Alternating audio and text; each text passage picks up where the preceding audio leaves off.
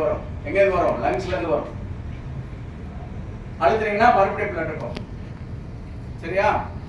இந்த நெஞ்சோட கீழ்பாகத்தில் உங்களுடைய right hand அப்படி பாதம் இந்த பார்ட் அப்படி வைக்கணும். அதுக்கு மேலே உங்களுக்கு லெஃப்ட் ஹேண்ட் வரணும். நான் சொன்னேன்னா 2 இன்ச்சுக்கு மேலே அழுத்தினாதான் ஹார்ட் அழுத்தப்படும். சும்மா இப்படிலாம் அழுத்தக்கூடாது. அப்போ என்ன பண்ணும்? உங்களுடைய உடம்போட வெயிட் ஃபுல்லாக அதுக்கு மேலே கொண்டு வரணும்.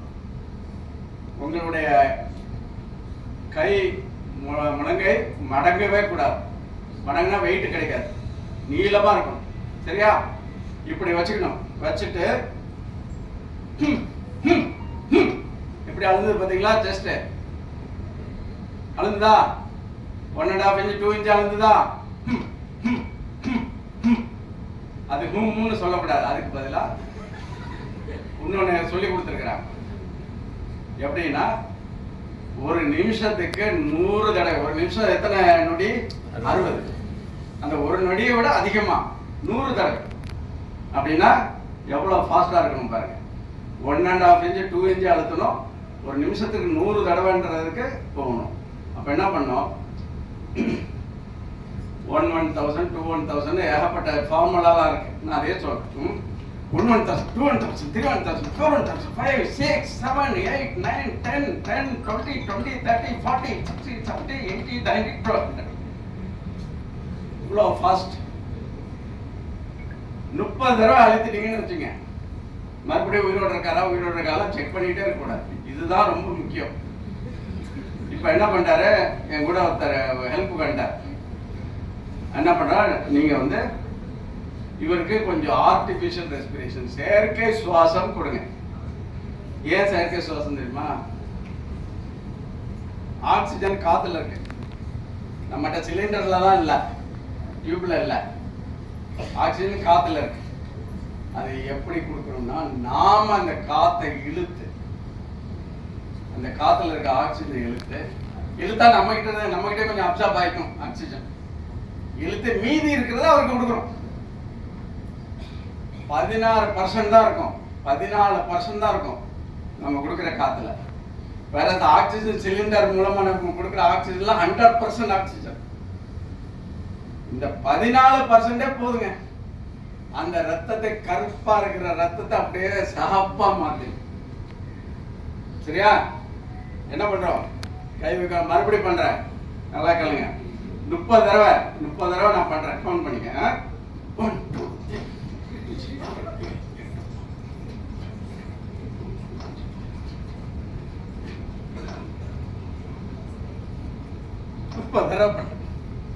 30 தடவை பண்ண பிறகு இந்த மனிதனுடைய கழுத்தை நிமித்தி மூக்கை மூடிட்டு காத்து, ஆக்சிஜன், அந்த அட்மாஸ்பியர்ல காத்து நான் உள்ளே இழுத்து நல்லா இது பண்ணி ஒரு வாயை திறந்து என்னோட வாயை வச்சு வேகமா ஊதுறேன், பலூன் ஊதுற மாதிரி.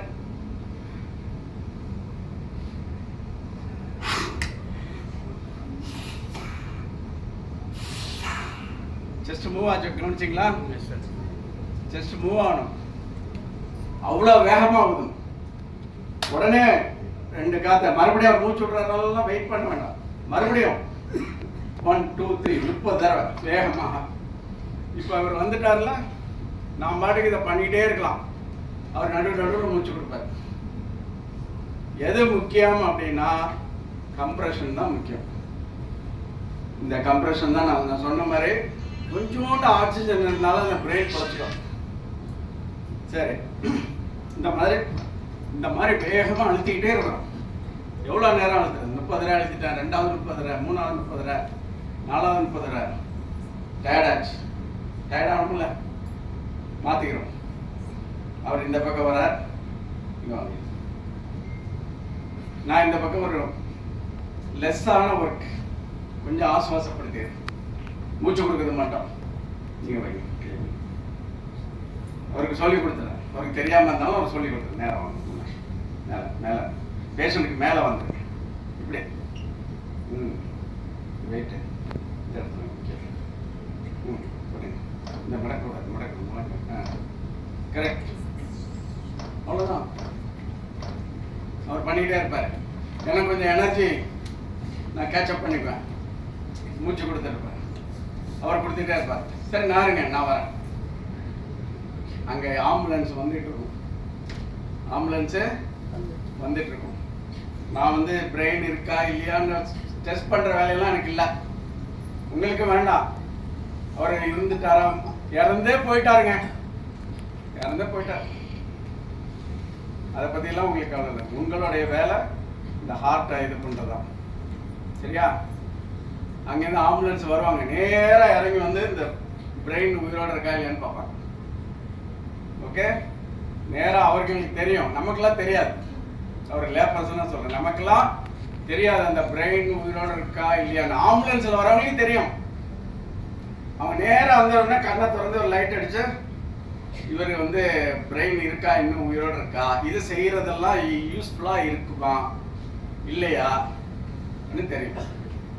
வந்தவுடனே அவரை பார்ப்பார், பார்த்துட்டு ஸோ இன்னும் வந்து பிரெயின் உயிரோடு இருக்கிறது, வெரி குட், பிரெயின் உயிரோடு இருந்தேன். கண்ணில் இருக்கிற பாப்பா வந்து சுருங்கும், நான் உயிரோடு இருக்கேயா, எதா பண்ணு, நான் இன்னும் உயிரோட தான் இருக்கேன் அப்படின்ற ஒரு லாங்குவேஜில் அந்த பீப்புள் வந்து கன்சிக்ட் ஆகி விரியும், நான் உயிரோட தான் இருக்கேன். உடனே என்ன பண்ணுவாங்க, அவங்க வர்றவங்க ஒரு டியூப் ஒன்று போட்டு ஒரு பேக் வச்சு கொடுத்து இன்னும் கொஞ்சம் எஃபெக்டிவான வெண்டிலேஷன் கொடுப்பாங்க. இசிஜி மானிட்டர் மாட்டி ஹார்ட் துடிக்க ஆரம்பிச்சிருச்சா தன்னால் அப்படின்னு பார்ப்பாங்க. தன்னால் துடிக்கலையா ஒரு எலக்ட்ரிகேஷன் ஷாக் கொடுக்கும்.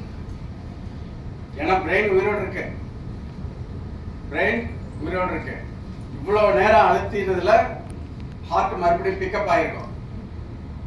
பட் பேஷண்ட் மயக்கமாக தான் இருக்கார். பட் வந்து ஹார்ட் இன்னும் இது துடிக்க ஆரம்பிக்கலன்னா ஷாக் கொடுத்து. இதெல்லாம் நம்ம இது பண்ணிட்டோம்னா அவங்க வந்து டியூப் போட்டு ஹாஸ்பிட்டலில் கொண்டு போய் வெண்டிலேட் பண்ணி உயிர் பிழைக்க வைக்கலாம். ஆனால் அதில் என்ன ஆச்சரியம் தெரியுமா, சினிமாலே நீங்கள் பார்த்துருப்பீங்க, நிறைய தடவை இதெல்லாம் பண்ணும்போதே பேஷண்ட் எந்திரிச்சு உட்கார்ல. நிறைய தடவை நம்ம இதெல்லாம் பண்ணி அவர் நெஞ்ச போட்டு அழைச்சிட்டு விடு விடு விடு எந்திரிச்சிட்டார்.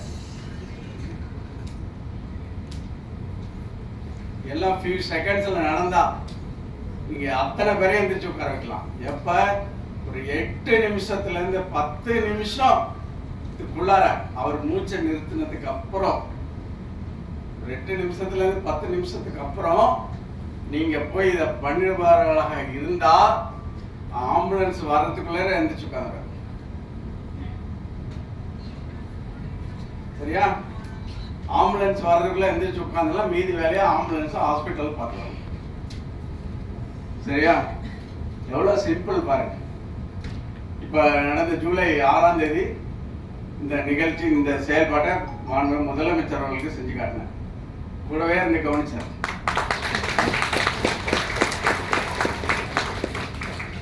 அவர் முடிச்ச உடனே அவரை பார்த்தேன். அவரு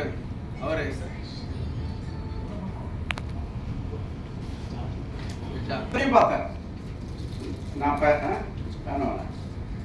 நான் பண்ண அவர் இங்க நிக்கிற மாதிரி நின்னாரு. சீஃப் மினிஸ்டர் பார்த்தார். பார்த்துட்டு அவ்வளோதான் முடிச்சிட்டோம்னா அவரை பார்த்தேன். அவ்வளோதானா அப்படின்னாரு. அவ்வளோதான் சார், பேஷண்ட் பொழைச்சிக்கிட்டார் அப்படின்னு சிரிச்சுட்டு கும்பிட்டு போட்டு போயிட்டார். இவ்வளோதாங்க மேட்ரு. இதுதான் அடிப்படை உயிர் காக்கும் முயற்சி. எங்கள் இந்திய மருத்துவ சங்கம் மூலமாக 6 உயிர்ன்ற பேரில் சீஃப் மினிஸ்டர் தொடங்கி வச்சிருக்காரு. என்ன நோக்கம்? எங்களுடைய கிளைகள் 170 கிளைகள் இருக்கு, 42,000 மருத்துவர்கள் இருக்கிறோம். இந்த நாட்டில், தமிழ்நாட்டில் 8 கோடி பேர் இருக்காங்க. 42,000 மருத்துவர்கள் ஒரு பக்கம், 8 கோடி மக்கள் ஒரு பக்கம். இந்த மேட்ரை ஒரு பெரிய கேப் 2 பேருக்கு இருக்கா, அது இதை வச்சு இணைக்கிறோம். இந்த 8 கோடி பேருக்கும் இந்த 42,000 மருத்துவர் மூலமாக இந்த மெசேஜ் போய் சேருது. அப்போ நம்ம தமிழகம் 100% இந்த உயிர்காப்பு பயிற்சியை தெரிந்து கொண்ட மாநிலமாக மாறும். எவ்வளவு பெரிய விஷயம்னா எவ்வளவு பெரிய விஷயம்னா உலகத்திலேயே முதன்முறையாக ஒரு மாநிலம், ஒரு ஸ்டேட்டு, அத்தனை மக்களும் இந்த பயிற்சியை தெரிஞ்சுக்கணும். இதுதான் எங்களுடைய இந்திய டாக்டர் ராஜேஷ், சரவணன் எல்லாம் இருக்காங்க. எல்லாம் நிறைய இந்த ப்ரோக்ராம் பண்ணிட்டு இருக்கேன். தினம் ஒவ்வொரு பிரான்ச்லயும் பண்ணிட்டு இருக்கிறோம். எங்க பார்த்தாலும் ஒரு காட்டுத்தீ போல இந்த மெசேஜ் பரவிடுச்சு. நான் ஒரு ஈரோடுல இருந்து திருச்சிக்காக ஒரு ஊருக்கு போறேன். கிளம்புறேன், கார்ல ஏறிட்டு ஒரு டாக்டர் ஃபோன் பண்ணார். சார் நீங்க திருச்சி போறீங்களா? ஆமா. எங்க ஊர் வழியா தான் போகணும். இந்த ப்ரோக்ராம் பண்றேன், நீங்க பார்த்துட்டு போங்க. அப்படியா? சரி வரேன். இன்னொருத்தர் ஃபோன் பண்றாரு. திருச்சி வரைக்கும் போறீங்களா? எங்க ஊர் வழியா தான் போறீங்க. கரூர், முசிறி, எந்தெந்த ஊர்ல எல்லா இடத்துலயும் இது நடக்குது. போற வழியெல்லாம் நம்ம இந்த ப்ரோக்ராம் பண்ணிட்டு போறோம். பார்த்துட்டு போறேன். இல்ல சீஃப் கெஸ்ட் ஏதாவது ஒரு பிரைஸ் கொடுக்குறேன். ஓகே. இன்னைக்கு நாங்க இன்னொரு முயற்சி நாளான்னைக்கு நடக்குது. அதுக்கு அப்புறம் நீங்க இந்த வீடியோ ரொம்ப அருமையான வீடியோ இருக்கேன், இப்போ நான் காட்டுறேன். நாங்கள் நாளான்னைக்கு இது இண்டிபெண்டன்ஸ் டே அன்னைக்கு ஒரு முயற்சியை எடுத்திருக்கோம். அதாவது டாக்டர்ஸ் சிட்டிசன் ஃபார், மருத்துவர் மக்கள் மன்றம். முதல் தடவையாக தமிழ்நாட்டில் நம்ம தான் ஆரம்பிக்கிறோம். நமக்குள்ள இருக்கக்கூடிய மிஸ் அண்டர்ஸ்டாண்டிங்லாம் நிறைய இருக்குல்ல. இப்போ பார்த்தீங்கன்னா நம்ம கிட்னி ஸ்பெஷலிஸ்ட் இருக்காரு, சரவணன் இருக்காரு. ஆனால் வெளியில் என்ன இருக்க, ஆஸ்பத்திரி போனால் கிட்னி எடுத்துருவாங்க இல்லையா? அது முடியவே முடியாது. அந்த மாதிரிலாம் பண்ணவே முடியாது. அது சாத்தியமே இல்லை. இருந்தாலும் சினிமா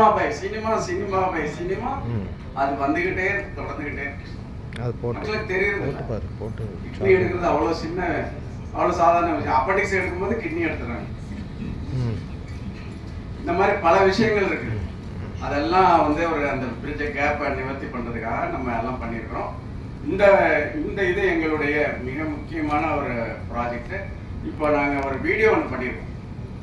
நான் சொன்னதே அப்படியே ஒரு இன்சிடென்டாக ஒரு வீடியோ ஒன்று பண்ணியிருக்கோம். அதை ஒரு 10 நிமிஷம் அதை பாருங்க. Thank you sir, thank you very much.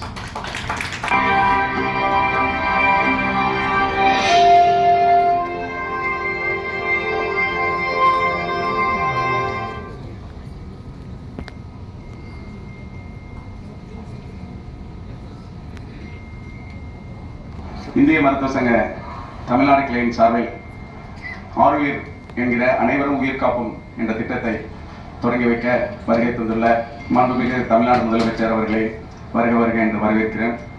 சாதாரணமாக சாலை விபத்துகள் மற்றும் மாரடைப்பு போன்ற ஆபத்துகளில் யாருக்காவது இதயம் திடீரென்ற செயலிழந்து விட்டால் உயிரிழப்பு ஏற்படுகிறது. அவர்களை ஆஸ்பத்திரியில் மருத்துவமனையில் சேர்க்கும் தருவாயில் அருகில் இருப்பவர்கள் அந்த நின்று போன இதயத்தை செயற்கையாக செயல்பட வைத்து அந்த உயிரை காப்பாற்ற முடியும். அதற்குண்டான பயிற்சி தான் இந்த ஆருயிர் அனைவரும் உயிர் காப்போம் என்பது. எங்களது இந்திய மருத்துவ சங்க தமிழ்நாடு கிளையின் 177 கிளைகளில் உள்ள 42,000 மருத்துவர்கள் இந்த பயிற்சியை தமிழ்நாட்டில் உள்ள அனைத்து மக்களுக்கும் கொண்டு செல்ல திட்டமிட்டிருக்கிறோம். இதன் மூலம் பல உயிர்கள் காப்பாற்றப்பட வழி இருக்கிறது.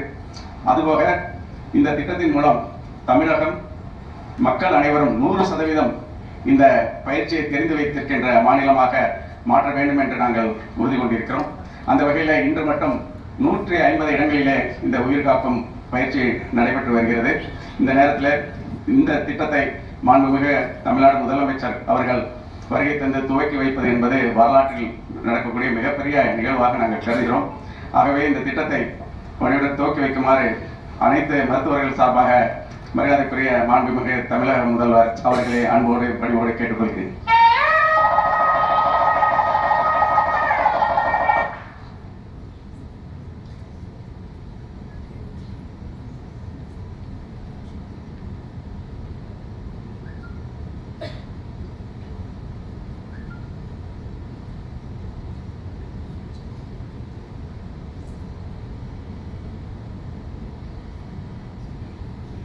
செய்து பாருங்கள். உங்கள் முன் திடீரென்று உங்கள் அன்புக்குரியவர் அல்லது ஒருவர் நினைவுற்று சரிந்து விடுகிறார்.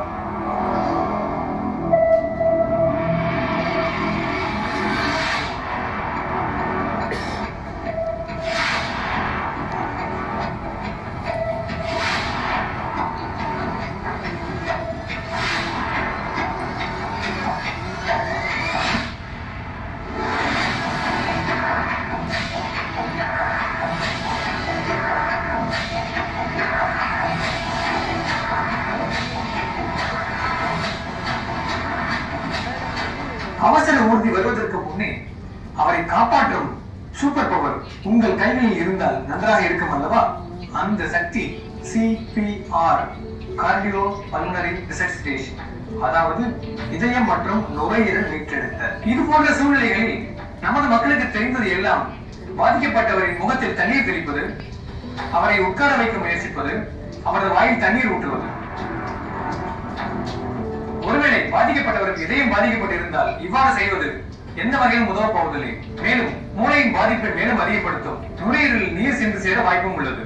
ஒரு மனிதனின் இதய துடிப்பும் மூச்சும் நின்ற ஒரு சில நிமிடங்களில் மூளை செல்கள் இறக்க தொடங்குவதால் ஒவ்வொரு நிமிட தாமதத்திற்கும் அவர் உயிர் பிழைப்பதற்கான வாய்ப்பு 10% குறைந்து கொண்டே வருகிறது. ஒவ்வொரு வருடமும் இந்தியாவில் 7.5 லட்சம் பேர் திடீர் மாரடைப்பால் இறக்கின்றனர். இதில் 80% மேலாக மருத்துவமனைக்கு வெளியே நடக்கின்றது. சரியான நேரத்தில் கொடுக்கப்படும் சரியான சிபிஆர் மாரடைப்பால் பாதிக்கப்பட்டவரின் உயிர் பிழைக்கும் விகிதத்தை இரட்டிப்பாக்கும் வல்லமை கொண்டது. இவ்வளவு சக்தி வாய்ந்த மற்றவர்களுக்கு உயிர் கொடுக்கும் சிபிஆர் இந்தியாவில் 2% மக்களுக்கு மட்டுமே தெரிந்துள்ளது என்பது மிகப்பெரிய வருத்தம் அளிக்கும் ஒன்றாகும். ஆனால் கவலை வேண்டாம், இந்த நிலைமையை மாற்ற இந்திய மருத்துவர்கள் சங்கம் முடிவு செய்துள்ளது. தமிழ்நாடு முழுக்க உள்ள மக்களுக்கு மந்திரம் போல செயல்படும் இந்த சிபிஆர் முறையை கற்றுக் கொடுக்க உறுதி பூண்டுள்ளது. இந்த வீடியோவை முழுமையாக பாருங்கள். முதலில் தெரிந்து கொள்ள வேண்டியது சிபிஆர், அதாவது கார்டியோ பல்மனரி ரிசஸ்சிடேஷன் எவ்வாறு செயல்படுகிறது. ஒரு நபர் உயிருடன் இருக்க அவரது இதயம் சரியாக இயங்கி ரத்த ஓட்டம், மூளை மற்றும் பிற முக்கிய உறுப்புகளுக்கு ஆக்சிஜன் மற்றும் அத்தியாவசிய ஊட்டச்சத்துக்களை வழங்க வேண்டும் மற்றும் நுரையீரல் சரியாக சுவாசிக்க வேண்டும். ஏதேனும் ஒரு காரணத்தால் நுரையீரல் மற்றும் இதயம் நின்றுவிட்டால் வெளிப்புறத்தில் இருந்து மார்பனை அழுத்தி மற்றும் வாய் வழியாக மூச்சு கொடுத்து தானாக செயல்படாத இதயம் மற்றும் நுரையீரலை செயல்பட வைப்பதே சிபிஆர். மருத்துவமனைக்கு செல்லும் வரை அருகில் இருப்பவர் சிபிஆர் சரியாக செய்வதன் மூலம் அந்த நபரை காப்பாற்ற வைக்க முடியும். சிபிஆர் உங்களை ஆச்சரியப்படுத்துகிறது அல்லவா? வாருங்கள், அதை எவ்வாறு சரியாக செய்வது என்பதை தெரிந்து கொள்வோம். முதலில் எந்த சூழ்நிலையில் சிபிஆர் செய்ய வேண்டும்?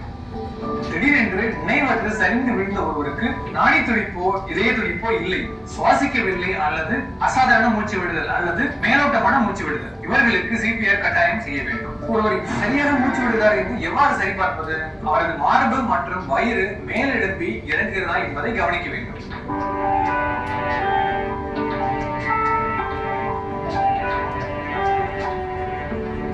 சரி, நாடி துடிப்பை எவ்வாறு சரிபார்ப்பது? பாதிக்கப்பட்டவரின் கழுத்தில் குரல் வலிக்கு பக்கவாட்டில் உள்ள பள்ளத்தில் 2 விரல்களை வைத்து சரிபார்க்கவும். ஒரு வலுவான சீரான நாடி துடிப்பு இருக்கிறதா என்று பார்க்க வேண்டும். சரியான நாடி துடிப்பு எவ்வாறு இருக்கும் என்று தெரிந்து கொள்ள நீங்களே உங்களுக்கு வைத்து பாருங்கள். உங்கள் 2 விரல்களை எடுத்துக்கொண்டு உங்கள் குரல் வலிக்கு மேல் வைத்து லேசாக பின் சென்றால் அங்கே உள்ள பள்ளத்தில் உங்கள் துடிப்பை உணர முடியும். இது போன்ற சீரான துடிப்பு இல்லை என்றால் அவருக்கு சிபிஆர் தேவை. எவ்வாறு சிபிஆர் சரியான வழிமுறைப்படி செய்வது என்று தெரிந்து கொள்ளலாம். முதல் மற்றும் முக்கியமான படி, உங்களுக்கோ அல்லது பாதிக்கப்பட்டவருக்கோ மேலும் பாதிப்பு ஏற்படும்படி சூழ்நிலைகள் சுற்றி இருந்தால் அதனை முதலில் சரி செய்யுங்கள். அவரது தோள்களின் மேல் அசைத்து அவரிடம் பேச முயற்சி செய்யுங்கள். பதில் கூறுகிறாரா என்று பாருங்கள். அவருக்கு கழுத்து எலும்பு அடிபட்டு இருக்க வாய்ப்பு உண்டெனில் கழுத்தினையும் தோள்பட்டனையும் அழுங்காமல் குலுங்காமல் மிகவும் கவனமாக கையாள வேண்டும். அடுத்து நாம் மேற்சொன்னபடி அவரது மூச்சினையும் இதய துடிப்பினையும் பார்க்கவும். இதனை செய்ய மொத்தமாக 10 நொடிகளுக்கு மேல் எடுத்துக் கொள்ளாதீர்கள். ஒவ்வொரு நொடியும் முக்கியமானது. நிதானமாக இருங்கள், அதே சமயத்தில் வேகமாக செயல்படுங்கள். அவருக்கு நாடி துடிப்பு இல்லை அல்லது சரியான மூச்சு விடவில்லை எனில் சிபிஆர் செய்ய தயாராகுங்கள். முதல் படியாக மற்றவர்களை உதவிக்கு அழையுங்கள். தயக்கம் வேண்டாம், கூக்குரல் இடுங்கள். 108 அழைத்துக் கொண்டே சிபிஆரை தொடங்குங்கள். பாதிக்கப்பட்டவரை ஒரு கடினமான தரைத்தளத்தில் கிடத்தி பாதிக்கப்பட்டவரின் அருகில் பக்கவாட்டில் மண்டியிடவும். ஒரு கையின் பாதத்தை அவரது மார்பகத்தில் மத்தியில் வைத்து உங்கள் மற்றொரு கையினை அதன் மேல் வைத்து விரல்களை இணைக்கவும். உங்களுடைய முழங்கை மூட்டு மடங்காமல் நேராக இருக்க வேண்டும். பிறகு உங்கள் உடலின் இடையினை பயன்படுத்தி வினாடிக்கு 2 அழுத்தி என்ற விகிதத்தில் முதலில் 30 அழுத்தத்தினை கொடுங்கள். நிமிடத்திற்கு 100 முதல் 120 வரை இலக்கு. அந்த நபரின் மார்பகம் சுமார் 5 சென்டிமீட்டர் கீழே இறங்கி ஏற வேண்டும். ஒவ்வொரு அழுத்தத்திலும் மார்பகம் முழுமையாக மேலெழும்போதை உறுதி செய்யுங்கள். 30 அழுத்தத்திற்கு பிறகு 2 மூச்சு காற்று கொடுக்க வேண்டும். அதற்கு அவரின் தலையை சிறிது பின்னால் சாய்த்து மூக்கை 2 விரல்களால் அடைத்துக் கொண்டு உங்கள் வாயை அவரின் வாய் மேல் வைத்து அடைத்து 2 மூச்சை கொடுங்கள். அவருடைய மார்பு எழுவதை உறுதி செய்யுங்கள். இந்த 2 செயல்முறைகளையும் சுழற்சி முறையில் மீண்டும் மீண்டும் செய்ய வேண்டும். 32 என்ற எண்களை நன்றாக நினைவில் கொள்ளுங்கள். சரி, சிபிஆர் எவ்வாறு செய்வது என்பது தெரிந்தாகிவிட்டது. எவ்வளவு நேரம் சிபிஆர் செய்ய வேண்டும்? நிபுணத்துவ உதவி வரும் வரை அல்லது அந்த நபர் மருத்துவமனை சென்று சேரும் வரை இந்த சிபிஆர் கொடுக்கப்பட வேண்டும். அல்லது சிபிஆர் கொடுத்த பிறகு அவருடைய சுவாசம் மற்றும் துடிப்பு சீராக இருக்கும் வரை தொடர்ந்து சிபிஆர் கொடுக்கப்பட வேண்டும். அவருடைய சுவாசம் மற்றும் துடிப்பு சீராக திரும்பி விட்டதை எப்படி தெரிந்து கொள்வது? அதற்கு ஒவ்வொரு 2 நிமிடத்திற்கும் சிபிஆரை நிறுத்தி ஒரு சில வினாடிகளில் அவருடைய சுவாசம் மற்றும் இதய துடிப்பு சீராக திரும்பி விட்டதா என்று பார்த்துக் கொண்டே இருக்க வேண்டும். சிபிஆரை பற்றி முழுமையாக தெரிந்து கொண்டீர்கள் இல்லையா? இல்லை, இன்னும் சில முக்கியமான குறிப்புகள் நீங்க தெரிந்து கொள்ள வேண்டும். சிபிஆர் என்பது கொடுப்பவருக்கு மிகவும் தளர்ச்சி மற்றும் சோர்வு கொடுக்கக்கூடிய செயலாகும். ஒருவரால் மட்டுமே மருத்துவமனை செல்லும் வரை சிபிஆர் கொடுக்கவே முடியாது. சில தருணங்களில் 30 நிமிடங்களுக்கு மேல் சிபிஆர் கொடுக்க வேண்டியிருக்கும். அதனால் சிபிஆர் ஆரம்பிக்கும் பொழுதே உதவிக்காக யாரிடம் இருப்பின் மூச்சு கொடுப்பது மற்றும் நெஞ்சு அழுத்தம் கொடுப்பதை மாறி மாறி 2 நிமிடங்களுக்கு ஒரு முறை சுழற்சி முறையில் மாற்றிக்கொள்ளுங்கள். சிபிஆர் செய்கின்ற பொழுது ஏற்படும் சத்தங்களை வைத்து ஒரு சில பேர் விழா எலும்புகள் உடைந்து விட்டதோ என்று எண்ணி சிபிஆர் செய்வதை நிறுத்திவிடுவர். பாதிக்கப்பட்டவர் வாழ்வா சாவா என்ற தருணத்தில் இருப்பதால் எக்காரணத்தை கொண்டும் சிபிஆர் செய்வதை நிறுத்த வேண்டாம். விழா எலும்புகள் உடைந்திருந்தாலும் கூட அவர் உயிர் பிழைத்த பின் தாராளமாக சரி செய்து கொள்ளலாம். உங்களுக்கு மூச்சு கொடுக்க தயக்கமாக இருந்தால் நெஞ்சு அழுத்தம் மட்டுமாவது தொடர்ந்து கொடுத்துக் கொண்டிருங்கள். இது அவரது உயிர் பிழைக்கும் விகிதத்தை அதிகப்படுத்தும். அடுத்து ஒரு முக்கியமான குறிப்பு. சிறு குழந்தைகள், அதாவது கை குழந்தைகளுக்கு சிபிஆர் கொடுக்கும் பொழுது ஒரு சில மாற்றங்கள் உண்டு. அதை தெளிவாக தெரிந்து கொள்ளுங்கள். முழு கையை பயன்படுத்த வேண்டாம், 2 விரல்களை பயன்படுத்தினால் போதும். இரண்டாவது, அழுத்தம் கொடுக்கும் பொழுது மற்றவர்களுக்கு 2 இன்ச் அதாவது 5 சென்டிமீட்டர் மார்பகம் உள்ளே அழுத்த வேண்டும். ஆனால் கை குழந்தைகளுக்கு 4 சென்டிமீட்டர் அழுத்தினால் போதுமானது. அதாவது அவர் மார்பக விட்டத்தில் 3 1 பங்கு. சரி, சிபிஆர் கொடுத்தாகிவிட்டது. கொடுத்துக் கொண்டிருக்கும் பொழுதே அவர் மூச்சும் இதய துடிப்பும் சீராகிவிட்டது. இப்பொழுது என்ன செய்ய வேண்டும்? கொடுக்கப்பட்ட சிபிஆரில் ஒருவருக்கு தனிச்சையாக மூச்சும் இதய துடிப்பும் வந்துவிட்டால் அவரை உடனே ரெக்கவரி பொசிஷனுக்கு மாற்றி கிடத்துங்கள். மேலும் சிபிஆர் மூலம் ஒருவர் மீண்டும் சுயநினைவை அடைந்தாலும் உடனடியாக மீண்டும் வராமல் இருக்க அவருக்கு சிகிச்சை அவசியம். அவர் மருத்துவமனைக்கு கட்டாயமாக எடுத்து செல்லப்பட வேண்டும். இதுவரை இந்த வீடியோ பார்த்துள்ளீர்களா? ஹேண்ட்ஸ் ஆன் ட்ரைனிங் கண்டிப்பாக தேவை. அதனால் அருகில் உள்ள இந்திய மருத்துவ சங்கத்தை அணுகுங்கள் அல்லது இந்த சிபிஆருக்காக ஹேண்ட்ஸ் ஆன் ட்ரைனிங் கொடுக்கும் நிறைய நிறுவனங்கள் உள்ளன, அவர்களை தொடர்பு கொள்ளுங்கள்.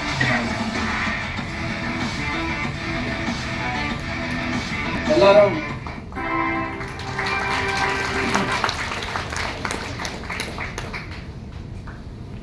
நம்ம கேட்க போறது எல்லார் மனசுலயும் அவ்வளவுதானா, இவ்வளவு ஈஸியான்னு தோணுதா இல்லையா?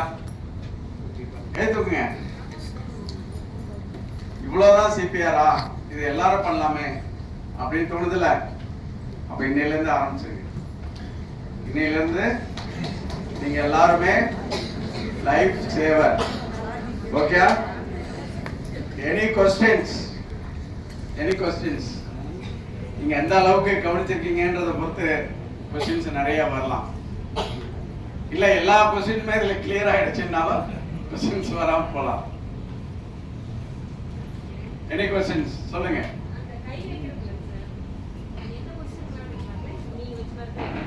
இப்படிதான் வைக்கணும், அப்படிதான் வைக்கணும். இப்படி வைக்கிறதெல்லாம் கூடாது. கரெக்டா இந்த இடத்துல செஸ்ட்ல கீழே செகண்ட் ஆஃப். இல்ல இப்படியா? இப்படி வச்சா உங்களால பிரஷர் கொடுக்க முடியாது. இப்படி வச்சா உங்களால இந்த பிரஷர் கொடுக்க முடியாது. இது இது எவ்வளவு கிலோ வெயிட் சொல்லுவாங்க, அந்த பிரஷர், அந்த அளவு பிரஷர் கொடுக்குறது. இதை ஒரு கையால கூட முடியாது. நிறைய ஒரு வீடியோ பார்த்துருப்பீங்களா, கேஸ் சிலிண்டர் கொண்டு வந்தவன போட்டு இது பண்ணா அந்த மாதிரி சும்மா இப்படிதான் பண்ணும். அந்த அளவுக்கு பண்ணால அவர் உயிர் பொழைச்சிட்டாரு. ஆனா இது பண்ணணும் அப்படின்னு சொன்னா 2 விரலும் 2 கையும் வேணும். 2 கையும் வைக்கணும், ஒண்ணு மேல ஒண்ணு வச்சு என்னோட வெயிட் ஃபுல்லா அதுல கொடுக்குறேன். அப்பதான் நமக்கு இந்த 5 சென்டிமீட்டர் பிரஷர் கிடைக்கும். அப்பதான் உள்ள இருக்கிற ஹார்ட் பிரஷ் ஆகும். நீங்க இப்படி பண்றதுல எல்லாம் ஹார்ட் போய் டச்சே ஆகாது. அதனால ஹார்ட் டச் ஆகணும்னா நீங்க 2 கையை வச்சு இந்த இடத்துல இப்படி எல்லாம் பண்ணோம்னா முடியாது. இந்த மாதிரி பண்ணக்கூடாது. இதுதான் டைரக்ட் பிரஷர். நமக்கு சார் எவ்வளவு நேரம் பிரஸ் பண்ணணும் அப்படின்னு சொல்லிட்டு எவ்வளவு நேரம் பிரஸ் பண்ணணும்? அதான் ஆம்புலன்ஸ் அவரோட கண்டிஷன் எப்படின்னு தெரியற வரையும் நீங்க கொடுத்துக்கிட்டே இருக்கலாம். அதில் சொன்ன மாதிரி 30 மினிட்ஸ் ஆகலாம், 45 மினிட்ஸ் ஆகலாம். இது ஒரு உயிர் சம்பந்தப்பட்ட விஷயம். நிறைய பேர் கூட இருக்கிறவங்க போனா விட்டுருப்பா அப்படின்னு சொல்லுவாங்க. அவர் பிரெயின் இருக்கா, உயிரோட இருக்கா இல்லையான்னு தெரிஞ்ச பிறகுதான் நம்ம உயிரை விட முடியும்.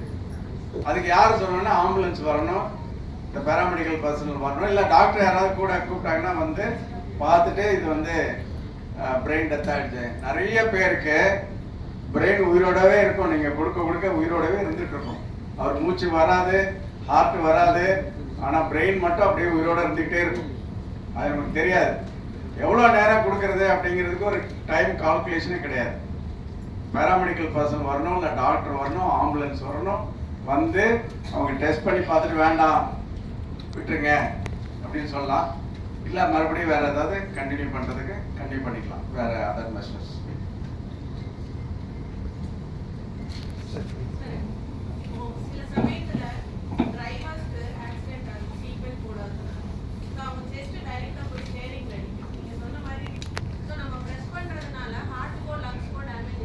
ஒன்றும் ஆகாதுங்க. இப்போ வந்து நமக்கு வேணுங்கிறத ஒரு உயிர் பழைக்கணும். ஆச்சா, நீங்கள் கை வைக்கிற இடத்துலையே வந்து ஃப்ராக்சர் ஆகிருக்கு அப்படின்னா அது கையை வைக்க முடியாது. இதெல்லாம் எக்ஸ்ட்ரீம் சுச்சுவேஷன். அப்போ நீங்கள் வந்து என்ன பண்ணணும்னா அந்த இடத்துல வச்சு ஏற்கனவே அந்த இடத்துல எதிர்க்கலாம் ஒரு எக்ஸ்ட்ரீம் சுச்சுவேஷன், அது நேராக ஹார்ட்டுக்கே நேராக அடிபட்டு இருந்தது அப்படின்னா அதெல்லாம் ரொம்ப கஷ்டம். அந்த இடத்துல சிபிஆர் பண்ண முடியாது, உங்களாலே பண்ண முடியாது. அந்த இடத்துலயே ஃப்ராக்சர் ஆகிருக்கு, அந்த இடத்துலயே நொறுங்கி இருக்கு அப்படின்னாலும் பண்ண முடியாது. பட் இன்னொன்று சொல்லட்டுமா, உயிர் காப்பாற்றுறது தான் ரொம்ப முக்கியம். அதுலேயே வச்சு பண்ணியிருக்காங்க. இன்னொரு எக்ஸ்ட்ரீம் கேஸ் சொல்லட்டுமா, அது நம்ம அட்வைஸ் பண்றதில்ல, ஆனாலும் நடந்திருக்கு. ஓவர் எந்தூசியாசத்தோட எப்படியாவது காப்பாற்றணுன்றதுக்காக அங்க இருக்கிற இதுல வச்சு கத்தி எடுத்து ஓபன் பண்ணி கை உள்ள நுழையிற அளவுக்கு ஓபன் பண்ணி நேரா ஹார்ட்டையே பிரஸ் பண்ணத கதையெல்லாம் நடந்திருக்கு. ஆச்சரியமா இருக்கா? இதெல்லாம் நடந்திருக்கு, ஹாஸ்பிட்டல் எல்லாம் நடந்திருக்கு, வெளியிலயும் நடந்திருக்கு. அப்ப மனசுல என்ன ஓடி இருக்கும், இதை நம்ம ஓபன் பண்றதுனால செப்டிக் ஆகலாம், எது வேணாலும் நடக்கலாம். முதல்ல உயிரை காப்பாற்றும், முதல்ல இந்த ஹார்ட்டை பம்ப் பண்ண வைப்போம். நிறைய இதுல வந்து ஓபன் ஹார்ட் சர்ஜரிலாம் ஹார்ட்டை நிறுத்திட்டு தான் ஓபன் சர்ஜரி பண்ணுவோம். அந்த காலத்துல பம்ப், இப்பதான் பீட்டிங் ஹார்ட் வந்துருச்சு. நான் நிறைய அசிஸ்ட் பண்ணியிருக்கேன். அப்போ வந்து நிறைய ஹார்ட்டை திருப்பி ஃபங்க்ஷனே பண்ணாது. அப்புறம் எலக்ட்ரிக்கல் ஒயரே நேராக கொடுக்கும், மசில்ஸ் எல்லாம் வைப்போம். அப்படியாவது பிக்கப் ஆகுதா? ஒரு ஷாக் நேராக ஹார்ட் மசில்லையே. இதெல்லாம் ஒரு எக்ஸ்ட்ரீம் ஸ்டெப்பு. வந்தா வருது, இதனால ஒன்றும் தொந்தரவு வந்தா வருது. நாம யாரும் இப்போ அந்த மாதிரிலாம் பண்ணுங்கன்னு சொல்றது இல்லை. பட் உயிர் அதான் முக்கியம். காம்ப்ளிகேஷன்ஸ்லாம் அப்புறம் மேனேஜ் பண்ணிக்கலாம் அப்படின்னு சில பேர் இப்படி இல்லாமல் பண்றது உண்டு. நான் என்ன சொல்றேன்னா, இது வந்து இந்த இடத்துலயே கை வைக்க முடியாம இருக்கிறதெல்லாம் ரொம்ப ரேர். இப்ப செஸ்ட் இன்ஜுரி, ஸ்டேரிங் வேல் இன்ஜுரி சொன்னாங்க, அப்போ இது பண்ண முடியும். ஸ்டேரிங் வேல் இன்ஜுரியில என்ன ஆயிருக்குன்னா, உள்ளார வந்து ப்ளீட் ஆயிருக்கும் செஸ்ட்ல, ஹீமோதராக்ஸ், பெரிகார்டியம், அப்பவும் பண்ணலாம்.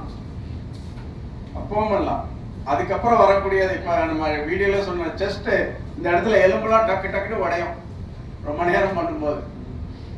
அதனால பரவாயில்ல, ஒன்றாகாது. நமக்கு வேண்டியது உயிர். எலும்பு ஃப்ராக்சர்லாம் அதுக்கப்புறம் நம்ம ரெடி பண்ணிக்கலாம். ஒன்னே ஒன்று வந்து நிறைய பேர் கேட்பேன், இப்போ யாரும் கேட்கல, அவர் வாந்தி பண்ணியிருக்காரு, வாயிலெல்லாம் வாந்தி இருக்கு, எப்படி கொடுக்கறது அப்படிம்பாங்க. அவருக்கு எய்ட்ஸ் இருக்குமோ எப்படி தெரியும் அப்படிம்பாங்க. ஒன்றாகாது. வாந்தி இருந்துச்சுன்னா அந்த இடத்த கிளீன் பண்ணிக்கலாம். இல்லைன்னா பாக்கெட்டில் விட்டு ஒரு கர்ச்சீப் எடுத்து அது மேலே அப்படி போட்டு அதுக்கு மேலே ஊதலாம். Very simple. என்னங்க நமக்கு வேணுங்கிறது என்னங்க? உயிர். இதெல்லாம் ஒரு மேட்டரா? அவருக்கு எய்ட்ஸ் இருந்தாலும் நீங்க வாய் வச்சு ஊதுறதுனால எய்ட்ஸ் நமக்கு வராது. அதான பெரிய பயம், அவர் எய்ட்ஸ் இருந்துருமோ அப்படின்னு. அதெல்லாம் ஒன்றும் வராது. எய்ட்ஸ் வந்து ரத்தம் மூலமாக தான் பரவுது. சரியா? ஓகே சார், ஹெட் இன்ஜுரி ஆயிங்க, பிளட் லாஸ் ஆயிட்டு சிபிஆர் பண்ணலாம்? கண்டிப்பா பண்ணலாங்க. அதான் நான் சொல்லிட்டு இருக்கேன். ஹெட் இன்ஜுரி வந்து ஹாஸ்பிட்டல்ல போனா அவங்க ஓபன் பண்ணிடுவாங்க. பட் முதல்ல உயிர் வேணுமே. உயிர் வேணும்ல சார். சிபிஆர் வந்துங்க இவங்களுக்கெல்லாம் பண்ணலாம், இவங்களுக்கெல்லாம் பண்ணக்கூடாதுன்னு ஏதாச்சும் இருக்காங்க சார்? அதெல்லாம் இல்லை. நான் சொன்ன மாதிரி சிபிஆர் வந்து யாருக்கு பண்ணக்கூடாது அப்படின்னா ஒன்று இறந்து போயிட்டாலும் கன்ஃபார்ம் ஆனால் பண்ண வேண்டாம். அதான் நீங்கள் எப்படி சொல்கிறேன், எல்லா பேஷண்ட்டும் பண்ணலாம். நீங்கள் இந்த அதே ஆக்சிடென்ட் நீங்கள் லேட்டாக போகிறீங்க சரியா, அங்கே பாடி எடுத்து போட்டு எல்லாம் கவர் பண்ணி மூடி வச்சிருக்கிறாங்க ரைட். அவங்களுக்கு போய் நீ சிபிஆர் பண்ணுன்னு போக முடியுமா? அது எப்போ ஆச்சு? ஆக்சிடென்ட் வந்து 1 hour ஆச்சு. அதனால நம்மளுடைய சமயத்தை பற்றி யோசனை பண்ணோம். இவருக்கு பண்ணலாம், இவருக்கு பண்ண வேணாம், அது லேட், அது நோ யூஸ். அதுதான் சிபிஆர் வேணாங்கிறது. மற்றபடி நான் தான் எய்ட்ஸை சொல்லிட்டேனே சார், எய்ட்ஸ் பேஷண்ட் இருந்தாலும் பண்ணலாம்னு சொல்லிட்டேன். அதனால எல்லாருக்கும் பண்ணலாம் சார். இங்கே இந்த இடம் தவிர மீதி எல்லா இடமும் உடஞ்சி போச்சு, நசிங்க போயிடுச்சு ரைட். அப்படினாலும் சிபிஆர் பண்ணுங்க.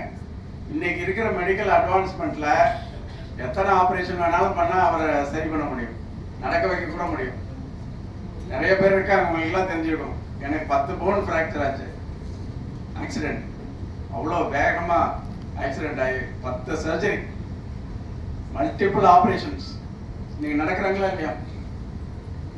உயிரை கொடுத்துட்டீங்கன்னா போதுங்க. உயிரை கொடுத்துட்டா மீதெல்லாம் நாங்கள் டாக்டர்ஸ் பார்த்துக்கோம். அது ஹெட் இன்ஜுரியாக இருந்தாலும் சரி, ஆப்ரேட் பண்ணுறோம். 1 ஆப்ரேஷன், 2 ஆப்ரேஷன், 3 ஆப்ரேஷன் தலையில் பண்ணி காப்பாற்ற முடியும். முக்கியமாக பேஷண்ட் வந்து உயிரோட வர வேண்டும் ஆஸ்பத்திரி, அதுதான் முக்கியம். அந்த உயிரை கொடுத்துட்டீங்கன்னா, உயிரோட பேஷண்ட்டை கொண்டாந்து நீங்கள் சேர்த்துட்டீங்கன்னா நீங்கள் ஒரு லைஃப் ரெஸ்கியூவர், லைஃப் சேவர். மீதி எல்லாம் டாக்டர்ஸ் பார்த்துக்கணும் சார். அதே மாதிரி சார், நீர்ல மூழ்கினவங்க வந்துங்க தண்ணி குடிச்சிருப்பாங்க சார், அவங்களுக்கு எப்படி நம்ம சிபிஆர் பண்றதுங்க? தண்ணியில் மூழ்கினவங்களுக்கு, இந்த பர்ன்ஸ் தீக்காயம் பட்டவங்களுக்கெல்லாம் சில ஃபர்ஸ்ட் எய்டெல்லாம் இருக்கு. தண்ணியில் மூழ்கினவங்களுக்கு தண்ணி நெஞ்சில் போயிருக்கும், அதை எடுக்கணும் சரியா.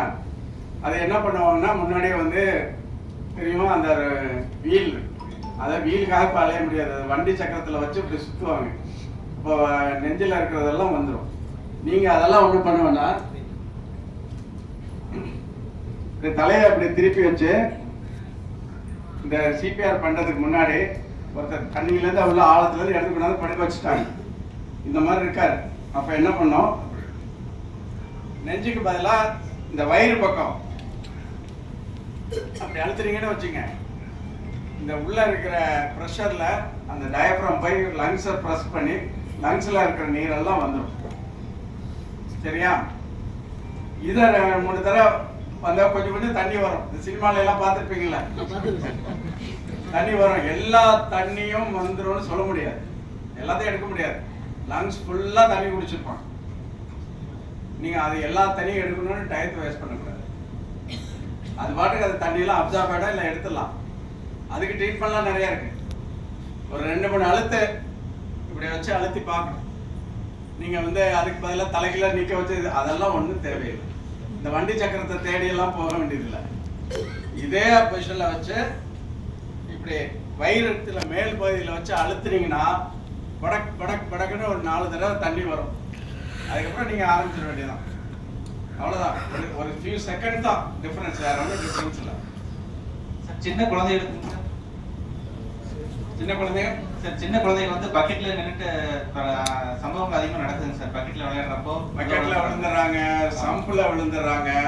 நிறைய பேருக்கு தெரியல, மதருக்கே தெரியாது எங்க குழந்தைய காணும். அப்படியே வீட்டில் தேடும் போது ஓப்பன் சம்புல விழுந்துடுறாங்க. நான் சொன்ன மாதிரி ஒரு 10-8 நிமிஷம் மேக்சிமம் அதுக்குள்ளார நம்ம வெளியே எடுத்தால் தான் உண்டு. அதுக்கு மேலே ஒன்றுமே பண்ண முடியாது. எங்கள் ஹாஸ்பிட்டலுக்கு எத்தனை குழந்தைகள் அந்த மாதிரி கூப்பிட்டு வராங்க. வாய்க்காலில் இந்த மாதிரி வீட்டுக்குள்ளார டொமஸ்டிக் ஆக்சிடென்ட்ஸ், தண்ணியெல்லாம் ரொம்ப ரொம்ப கேர்ஃபுல்லாக இருக்கணுங்க. தவழுகின்ற குழந்தைகள் இல்லை, வீட்டில் தண்ணி எங்கேயுமே விழுந்துற மாதிரி இருக்கக்கூடாது. சம்பெல்லாம் மூடி வைக்கணும். பக்கெட்டில் கூட தண்ணீர் சேர்த்து வச்சிருக்கக்கூடாது, குழந்தை உழுவுற மாதிரி இடத்துல. ரொம்ப ரொம்ப முக்கியம். எவ்வளோ குழந்தைகள் அதெல்லாம் அந்த மாதிரி இறந்துருக்கு. எல்லாமே சீக்கிரமா கண்டுபிடிச்சு வந்துட்டோம்னா இது பண்ணலாம். நான் ஒரு ஆக்சிடென்ட் சொல்றேன். ஒரு குழந்தை, தவளைகின்ற குழந்தை, அம்மா வந்து தையல் மிஷின் தச்சிட்டு இருக்காங்க, எலக்ட்ரிக் தையல் மிஷின். அச்சா அப்படியே ஆன்ல விட்டுட்டு போயிட்டாங்க, கிச்சனுக்கு போயிட்டாங்க. இந்த குழந்தை வந்து அங்க போயிட்டு அது என்ன இருக்கு, அந்த கரெக்டா அந்த கரண்ட் இடத்துல போய் வாயை வச்சு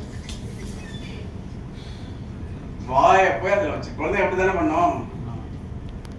வாயை வச்ச உடனே குழந்தை வந்து அதே நேரத்துல நேரா தூக்கி அடிக்கப்பட்ட அந்த வால்ல போய் மோதி தொப்புன்னு விழுவுது. எவ்வளவு ஃபோர்ஸ் பாருங்க. என்னமோ விழுந்த சத்தம் கேட்டு அந்த அம்மா முடியாது பார்த்தா குழந்தை அப்படியே விழுந்து கிடக்கு. லக்கிலி ரொம்ப குயிக்கா வந்து சேர்ந்துட்டாங்க எங்க ஹாஸ்பிட்டலுக்கு. என்னோட பர்சனல் எக்ஸ்பீரியன்ஸ். உடனடியாக சிபிஆர் கொடுத்து எல்லாம் பண்ணி இன்டர்பிரேட் பண்ணி குழந்தையோட ஹார்ட் ரிவைவ் ஆயிடுச்சு. வாயை திறந்து பார்த்தா நாக்கே காணும். நாக்கு இருக்கிற இடத்துல எம்டியா இருக்கு. அந்த மாதிரி நான் பார்த்ததே இல்லை. அதுக்கப்புறம் ஒருத்தர் கொண்டு வர்றாரு, ஏதோ ஒண்ணு கிடக்குதுங்க வீட்டுல அப்படின்னு.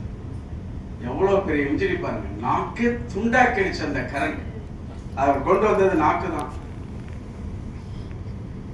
உயிரை காப்பாத்திட்டோம். நாக்கு போனாலும் பரவாயில்ல, உயிரை காப்பாத்திட்டோம். இதனால எந்த ஆக்சிடென்டா இருந்தாலும் எவ்வளவு பெரிய இது, அந்த குழந்தைக்கு இது வந்து மிகப்பெரிய ஆக்சிடென்ட். பொழைச்சிருக்க வாய்ப்பே இல்லை. இருந்தாலும் பொழைச்சிருச்சு. ஏன்னா நம்ம இதெல்லாம் பண்ணதுனால, ஃபர்ஸ்ட் எய்டு கொடுக்க முடிஞ்சதுனால. ஸோ டொமஸ்டிக் ஆக்சிடென்ட்னு சொல்லக்கூடிய வீட்டிலேயே நடக்கிற ஆக்சிடென்ட்.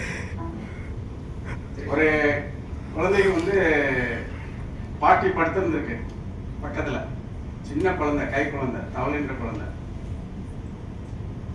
இந்த பாட்டி வந்து எழுந்திருக்கும் போது எவ்வளவு பெரிய சின்ன இன்சிடென்ட் பாருங்க.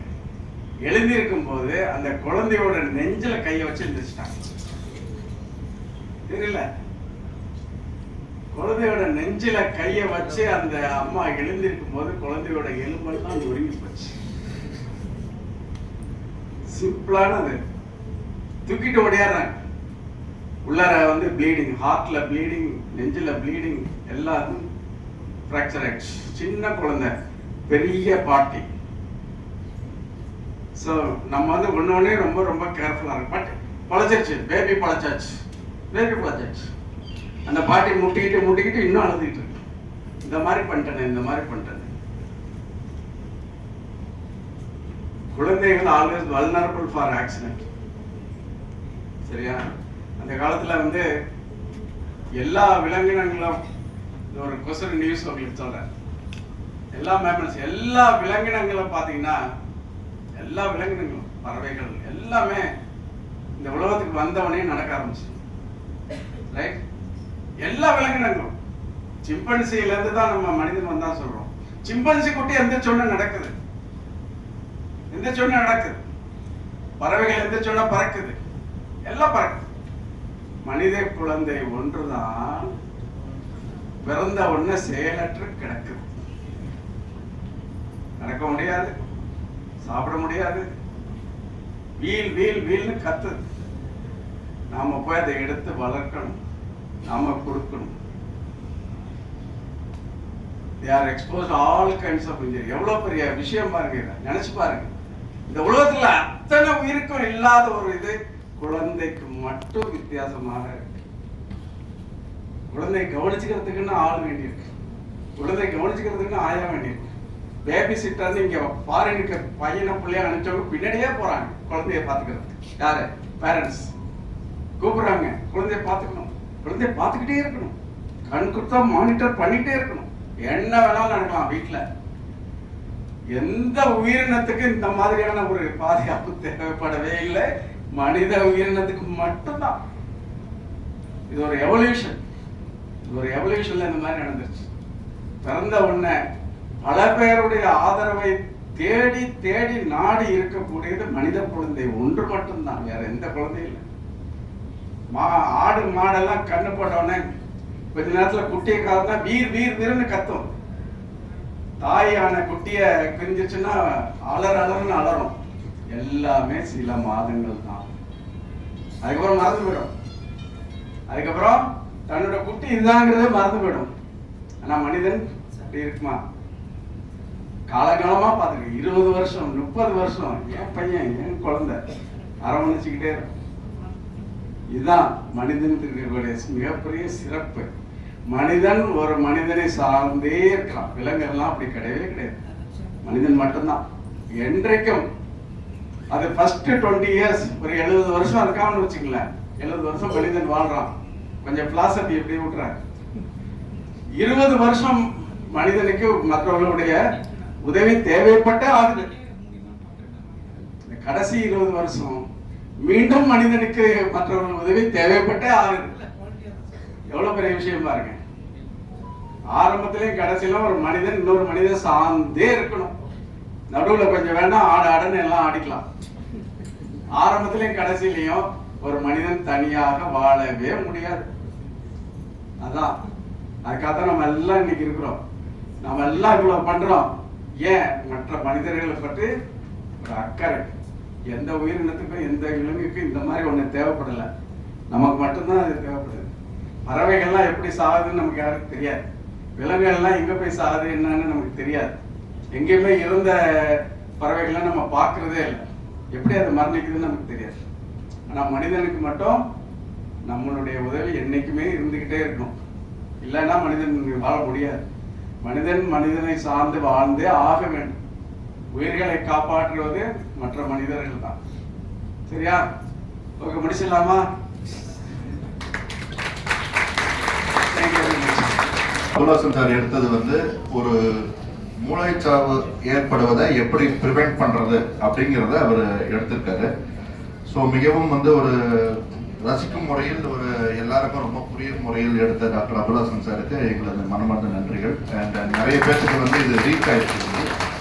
ஸோ எப்போ ஒருத்தங்க மயக்கம் போட்டு கீழே விழுந்தாலும் உடனடியாக இந்த சிபிஆர் நீங்க ஆரம்பிச்சீங்கன்னா அவங்களுக்கு அந்த ஒரு ஃபர்ஸ்ட் 6 நிமிஷம், அது அவர் சொன்னதுல ஒரு சின்ன சுருக்கம், 6 நிமிஷம் வந்து மூளைக்கு தடைப்படாம ரத்தோட்டம் போச்சுன்னா ஒரு மூளைச்சாவு ஏற்படுவதை தவிர்க்க முடியும். 6 minutes, crucial 6 minutes. இது இன்னொரு எக்ஸாம்பிள் சொல்ல விரும்புறேன். இப்போ ஒரு ரீசெண்டா ஒரு பேஷண்ட், அவங்களுக்கு கிரியாட்டினின்ங்கிறது நார்மல் 1க்கு கீழே இருக்கணும். இது உங்கள எத்தனை பேருக்கு உங்களுடைய கிட்னி ஃபங்க்ஷன் பத்தி தெரியும்? கை தூக்குங்க பார்க்கலாம். யாருக்குமே தெரியாது. யாருக்கெல்லாம் கிட்னி ஃபங்க்ஷன் டெஸ்ட் பண்ணி பார்த்தீங்களோ அவங்களுக்கு மட்டும் தான் தெரியும். இதை நான் கடந்த 10 வருஷமா நான் பல ஒரு கருத்தரங்களை கேட்டுட்டே இருக்கேன். மக்களுக்கு விழிப்புணர்வு கிட்னி ஃபங்க்ஷனை பத்தி மிக மிக குறைவா இருக்கு. நெஞ்சு வலி வந்தா ஹார்ட் டாக்டர் பார்க்கணும்னு தெரியுது. பட் கிட்னியுடைய ஃபங்க்ஷன்ங்கிறது 40 வயசு ஆயிடுச்சுனாலே நம்ம செக் பண்ணி தான் பார்க்கணும். பிளட் டெஸ்ட்ல கிரியாட்டினின் அப்படிங்கிற ஒரு அளவை பார்க்கணும். அந்த கிரியாட்டினின்ங்கிற அளவு 1 பாயிண்ட்டுக்கு கீழே இருக்கணும். கிட்னி நல்லா வேலை செஞ்சதுன்னா உடம்புல மொத்தம் 5 லிட்டர் ரத்தம் ஓடுது.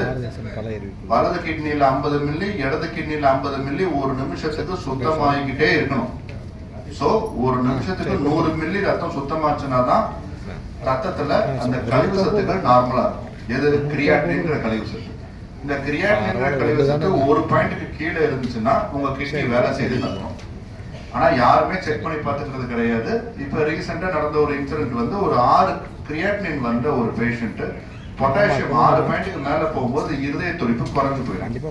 இருதய துடிப்பு குறைஞ்சு போய் ஒரு கிட்டத்தட்ட வந்து அவருக்கு சுயநினைவே இல்லாம எதுவுமே கை கால் தூக்க முடியாத நிலைமையில தான் கூட்டிட்டு வந்தாங்க. அந்த நேரம் வந்து அந்த மயக்கம் ஏற்பட்டது எங்க ஹாஸ்பிட்டல் பக்கத்துலங்கிறதுனால உடனடியா இந்த சிபிஆர், இப்ப நீங்க எல்லாம் பார்த்த இந்த சிபிஆரை எங்க எமர்ஜென்சில செஞ்சு, எமர்ஜென்சி டிபார்ட்மெண்ட், அதாவது ஹாஸ்பிட்டல்ல பண்ற சிபிஆர் வந்து பல நேரங்கள்ல அது சக்சஸ்ஃபுல்லா முடிவடைஞ்சிடும். தட் இஸ் அந்த உயிர் காப்பாற்றப்பட்டிடும். ஏன்னா எங்களுக்கு நாங்க முன்னாடியே சொன்ன மாதிரி 100% ஆக்சிஜன் இருக்கு. அந்த இன்டிபேட் பண்ணி டைரக்டா நுரையீரலுக்கு வந்து சுவாசம் கொடுக்க முடியும். இந்த விஷயங்கள்லாம் இருக்கும். பட் இந்த சிபிஆரை வந்து நீங்க உங்களுடைய சொசைட்டில வேற எங்கேயாவது ஒரு இடத்துல செய்யும் போது இந்த மாதிரியான ஆக்சிஜன்லாம் இல்லாம நம்ம பண்ற சிபிஆர்லயும் உயிர் புடைச்ச காரணங்கள் நிறைய இடத்துல இருக்கு. இந்த பேஷண்ட்டை உடனடியாக அந்த சிபிஆர் பண்ணி நாங்கள் இப்போ காப்பாற்றி இன்னைக்கு அவர் நடந்து போயிருக்காரு. அதே மாதிரி போன ஒரு டிரான்ஸ்பிளான்ட் பேஷண்ட்டுக்கும் இம்மீடியட் போஸ்ட் டிரான்ஸ்பிளான்ட் பீரியட்ல அவங்களுக்கு கிட்னி ஃபங்க்ஷன், அதாவது வந்து அந்த கிட்னி ஃபங்க்ஷன் வேகமாக நார்மல் ஆகும்போது இருதய துடிப்பு நின்று போன ஒருத்தரும் இப்போ ரீசெண்டாக ஒரு தடவை வந்து காப்பாற்றப்பட்டு வெளியே நடந்து போயிருக்காங்க. ஸோ இந்த சிபிஆருங்கிறது டாக்டர்ஸ் பண்ணணுங்கிறது மட்டும் இல்லை, ஹாஸ்பிட்டல் பண்ணணுங்கிறது மட்டும் இல்லை, நீங்கள் பொதுமக்களாக நீங்களும் வந்து ஒரு இடத்துல வந்து ஃபர்ஸ்ட் ரெஸ்பாண்டர், அவங்க தான் லைஃப் சேவர். இப்போ ஒரு இடத்துல ஒருத்தவங்க மயக்கம் போட்டு விழுகிறாங்கன்னா உடனே நீங்கள் இதையே ஸ்டார்ட் பண்ணணும். ஸோ இந்த ஆர்கன் டொனேஷன் பற்றி காலையில் ஒரு சின்ன ஜிஸ்ட் கொடுத்தேன். இப்போ வந்து we are going to see what is organ donation இந்த லைட் டாப் பண்ணிக்கலாம். ஸோ காலையில் சொன்ன மாதிரி கிட்னி ஃபெயிலியர் நடந்த ஒரு பேஷண்ட்டுக்கு அவங்களுடைய உற்றார் உறவினர், அதாவது ஃபேமிலியில் ஹஸ்பண்ட் ஒய்ஃப் கொடுக்கலாம், ஒய்ஃப் ஹஸ்பண்ட் கொடுக்கலாம், அம்மா அப்பா கொடுக்கலாம், இல்லை பசங்க கொடுக்கலாம். இப்போ இவங்கெல்லாம் வந்து யாராவது ஒருத்தவங்க கிட்னி கொடுத்தா அதுக்கு பேர் லைவ் டொனேஷன். நெக்ஸ்ட், ஸோ இந்த பொண்ணு வந்து இப்போ நீங்கள்லாம் வந்து ஒரு காலேஜ் ஸ்டூடெண்ட் கேட்டகரியில் இருக்கணுமோ, பாரதிதாசன் காலேஜில் வந்து எல்லாம் 20-25 வயசு பசங்க தான் படிக்கிறாங்க. கிட்னி ஃபெயிலியர் வந்து ஒன்றும் ரொம்ப ஒரு சீனியர் ஒரு 60-70 வயசு ஆனவங்க மட்டும்தான் அஃபெக்ட் ஆகணுங்கிற அவசியமே இல்லை. இந்த பெண் வந்து டயாலிசிஸ் அப்படிங்கிற ஒரு விஷயம் வந்து இந்த மாதிரி தான் கையில் வந்து ஒரு சின்ன ஊசி வச்சோ இல்லை கழுத்தில் ஒரு ஊசி வச்சோ அந்த கிரியாட்டினின் லெவல் 6.7 தாண்டிடுச்சுன்னா இந்த டயாலிசிஸ் மிஷின்ல நம்ம டயாலிசிஸ் செஞ்சாதான் அவங்களால உயிர் காப்பாற்றப்படும். அந்த டயாலிசிஸ்ங்கிறது வாரம் 2 முறையோ இல்லை வாரம் 3 முறையோ செய்ய வேண்டிய கட்டாயத்தில் இருப்பாங்க. இன்னைக்கு நான் இங்க வந்து அந்த மாதிரி டயாலிசிஸ் செஞ்சுட்டு இருந்தவங்க அந்த வந்து இப்போ டிரான்ஸ்பிளான்ட் பண்ணி அவங்க நார்மலா எப்படி இருக்கிறாங்கிறதுக்கு எடுத்துக்காட்டா இங்க நான் 2-3 என்னுடைய பேஷண்ட்ஸையும் வர வச்சிருக்கேன். இன்னைக்கு மத்தியானம் after the lunch you can all interact with them. இப்போ அவங்களுடைய எக்ஸ்பீரியன்ஸ் என்னங்கிறத நீங்க கேட்கலாம். ஸோ இது வந்து ஒரு அண்ட் காலையில் நம்ம செக்ரட்டரி சார் தாமஸ் சார் சொன்னது வந்து ஒரு கோல்டன் பீரியட்னு ஒன்று இருக்கு கிட்னி டிசீஸ்ல. எப்பவுமே கிரியாட்டினின் 1ங்கிறது நார்மல். இந்த கிரியாட்டினின் 1லிருந்து 4 வரைக்கும் கோல்டன் பீரியட்னு நாங்கள் சொல்றோம். ஏன் கோல்டன் பீரியட்னு சொல்றோம்னா அந்த ஸ்டேஜ்லயே கிட்னிக்கு உண்டான ட்ரீட்மெண்ட் நீங்க கரெக்டா பார்த்துக்கிட்டால் எதனால கிட்னி ஃபங்க்ஷன் குறைஞ்சதுங்கிறத ஒரு பயாப்சி பண்ணியோ இல்லை அவங்க டெஸ்ட் பண்ணியோ பார்த்து அதை சரி செஞ்சுக்கிட்டா வருஷக்கணக்காக நமக்கு டயாலிசிஸ் ஸ்டேஜ் போகாமையே நம்மளால தவிர்த்து நிறுத்த முடியும். பட் 80% மக்கள் இந்த கிரியாட்டினின் 1லிருந்து 4-5 வர்ற வரைக்கும் கிட்னி டாக்டரை பார்க்கறதே கிடையாது. ஏன்னா CKD is a silent killer. அதாவது எந்த ஒரு பெரிய ஒரு மாறுதல்களுமே ஏற்படாம ஒருத்தருடைய கிட்னி ஃபங்க்ஷன் குறையலாம், அதை அவங்களால உணரவே முடியாது. அதுதான் வந்து பெரிய ப்ராப்ளம் CKDல, கிரானிக் கிட்னி டிசீஸ்ல ஒரு மெயின் ப்ராப்ளமே அதுதான். ஸோ வந்து நானுமே உங்களுக்கு எல்லாருக்குமே என்ன சொல்லுவேன்னா ஒரு கிரியாட்டினின்ங்கிறத ஊரில் இருக்கிற அத்தனை லெபார்டரிலையும் நீங்கள் செக் பண்ணி பார்க்கலாம். அதில் எல்லாத்துலேயும் கிரியாட்டினின் 1 பாயிண்ட் கீழே இருக்குதா அப்படிங்கிறத செக் பண்ணி பார்த்துக்கிட்டிங்கன்னா உங்கள் கிட்னி ஃபங்க்ஷன் நல்லா வேலை செய்தா இல்லையான்னு தெரிஞ்சுக்கலாம். அடுத்தது யூரின்ல புரோட்டீன் போகக்கூடாது. எப்படி தெரிஞ்சுக்கலாம் யூரின்ல புரோட்டீன் போச்சுன்னா யூரின் போறதுல நுரை வரக்கூடாது. நார்மலா யூரின் வந்து தண்ணி மாதிரி இருந்தா நுரை வராது. ஆனா யூரின்ல புரோட்டீன் சேர்ந்து போகும்போது யூரின் அதிக நுரையாக போகும். இந்த மாதிரியான ஏதாவது சிம்டம்ஸ் யாருக்காவது இருந்தா உடனடியா they have to check the kidney function. So creatinine 5 பாயிண்ட்டுக்கு மேலே போன ஒரு பேஷண்ட் தான் இந்த பேஷண்ட்டு. இவங்களும் உங்களை மாதிரியே வந்து 21 வயசான ஒரு பெண்மணி. இப்போ இவங்க டிரான்ஸ்பிளான்ட் பண்ணி எங்கிட்ட ஃபாலோஅப்ல இருக்காங்க. ஸோ இந்த டயாலிசிஸ்ங்கிறது இந்த மாதிரி தான் இருக்கும். ஒரு மிஷின்ல உங்க ரத்தத்தை எடுத்து சுத்தம் பண்ணி உள்ள செலுத்துற ஒரு ட்ரீட்மெண்ட். நெக்ஸ்ட், ஸோ இதுதான் எங்களுடைய டயாலிசிஸ் யூனிட். இப்போ இந்த யூனிட்ல பார்த்தோம்னா ஒரு 18 மிஷின் வச்சிருப்போம். இப்போ அந்த மிஷின்ல வந்து ஷிஃப்ட் மாதிரி கொடுத்துருவோம். காலையில 4 மணிக்கு ஆரம்பிக்கும் ஃபர்ஸ்ட் ஷிஃப்ட், அடுத்த ஷிஃப்ட் 8 மணி 12 மணின்னு வந்து ஒரு நாளைக்கு 4 ஷிஃப்ட் வரும். ஸோ இந்த ஷிஃப்ட்ல வந்து இந்த மாதிரி டயாலிசிஸ் செஞ்சு போறவங்களுக்கு ஒரு மறுவாழ்வு தான் கிட்னி டிரான்ஸ்பிளான்ட். ஸோ முன்னாடியே சொன்ன மாதிரி 100 பேர் இன்னைக்கு டயாலிசிஸ்ல உயிரோடு இருக்காங்கன்னா ஒரு வருஷத்துல 10 பேருக்கு ஏதாவது ஒரு ஆபத்து ஏற்பட்டு அவங்களுடைய உயிருக்கு உண்டான ஆபத்து ஏற்படும். ஸோ அதுக்கு தான் நம்ம டிரான்ஸ்பிளான்ட் செஞ்சிடறது. டிரான்ஸ்பிளான்ட்ங்கிறது கிட்னி கொடுக்கறது, லைவ் டொனேஷன் இருக்கலாம், கெடாவர் டொனேஷன் இருக்கலாம். நெக்ஸ்ட், ஸோ இது வந்து நம்மளுடைய ஹாஸ்பிட்டலில் நடந்த முதல் கெடாவரிக் டிரான்ஸ்பிளான்ட், அதாவது மூளைச்சாவிலிருந்து நடந்த டிரான்ஸ்பிளான்ட். இது வந்து 2017 பண்ணோம். மதுரையிலிருந்து ஒரு டொனேஷன் நடந்து அங்கிருந்து ஒரு கிட்னி கொண்டு வரப்பட்டு ஈரோட்டில் பொறுத்துச்சு. அதுக்காக வேண்டி நாங்கள் கிரீன் காரிடார் அப்படிங்கிறது இப்போ மதுரையுடைய superintendent of police and Erode superintendent of போலீஸ்க்கு இன்ஃபர்மேஷன் கொடுத்தோம்னா இந்த மாதிரி டொனேஷன் வருதுன்னா அவங்க கிரீன் காரிடார் அனுப்பிச்சிருவாங்க. அப்படின்னா என்னென்னா டிராஃபிக் சிக்னல்ஸ் எல்லாத்தையும் ஓப்பன் பண்ணி விட்டு கூடயே ஒரு போலீஸ் எஸ்கார்ட்டும் நமக்கு வந்து அந்த ஆர்கன் ஷிஃப்டிங்க்கு ஹெல்ப் பண்ணுவாங்க. This is called green corridor.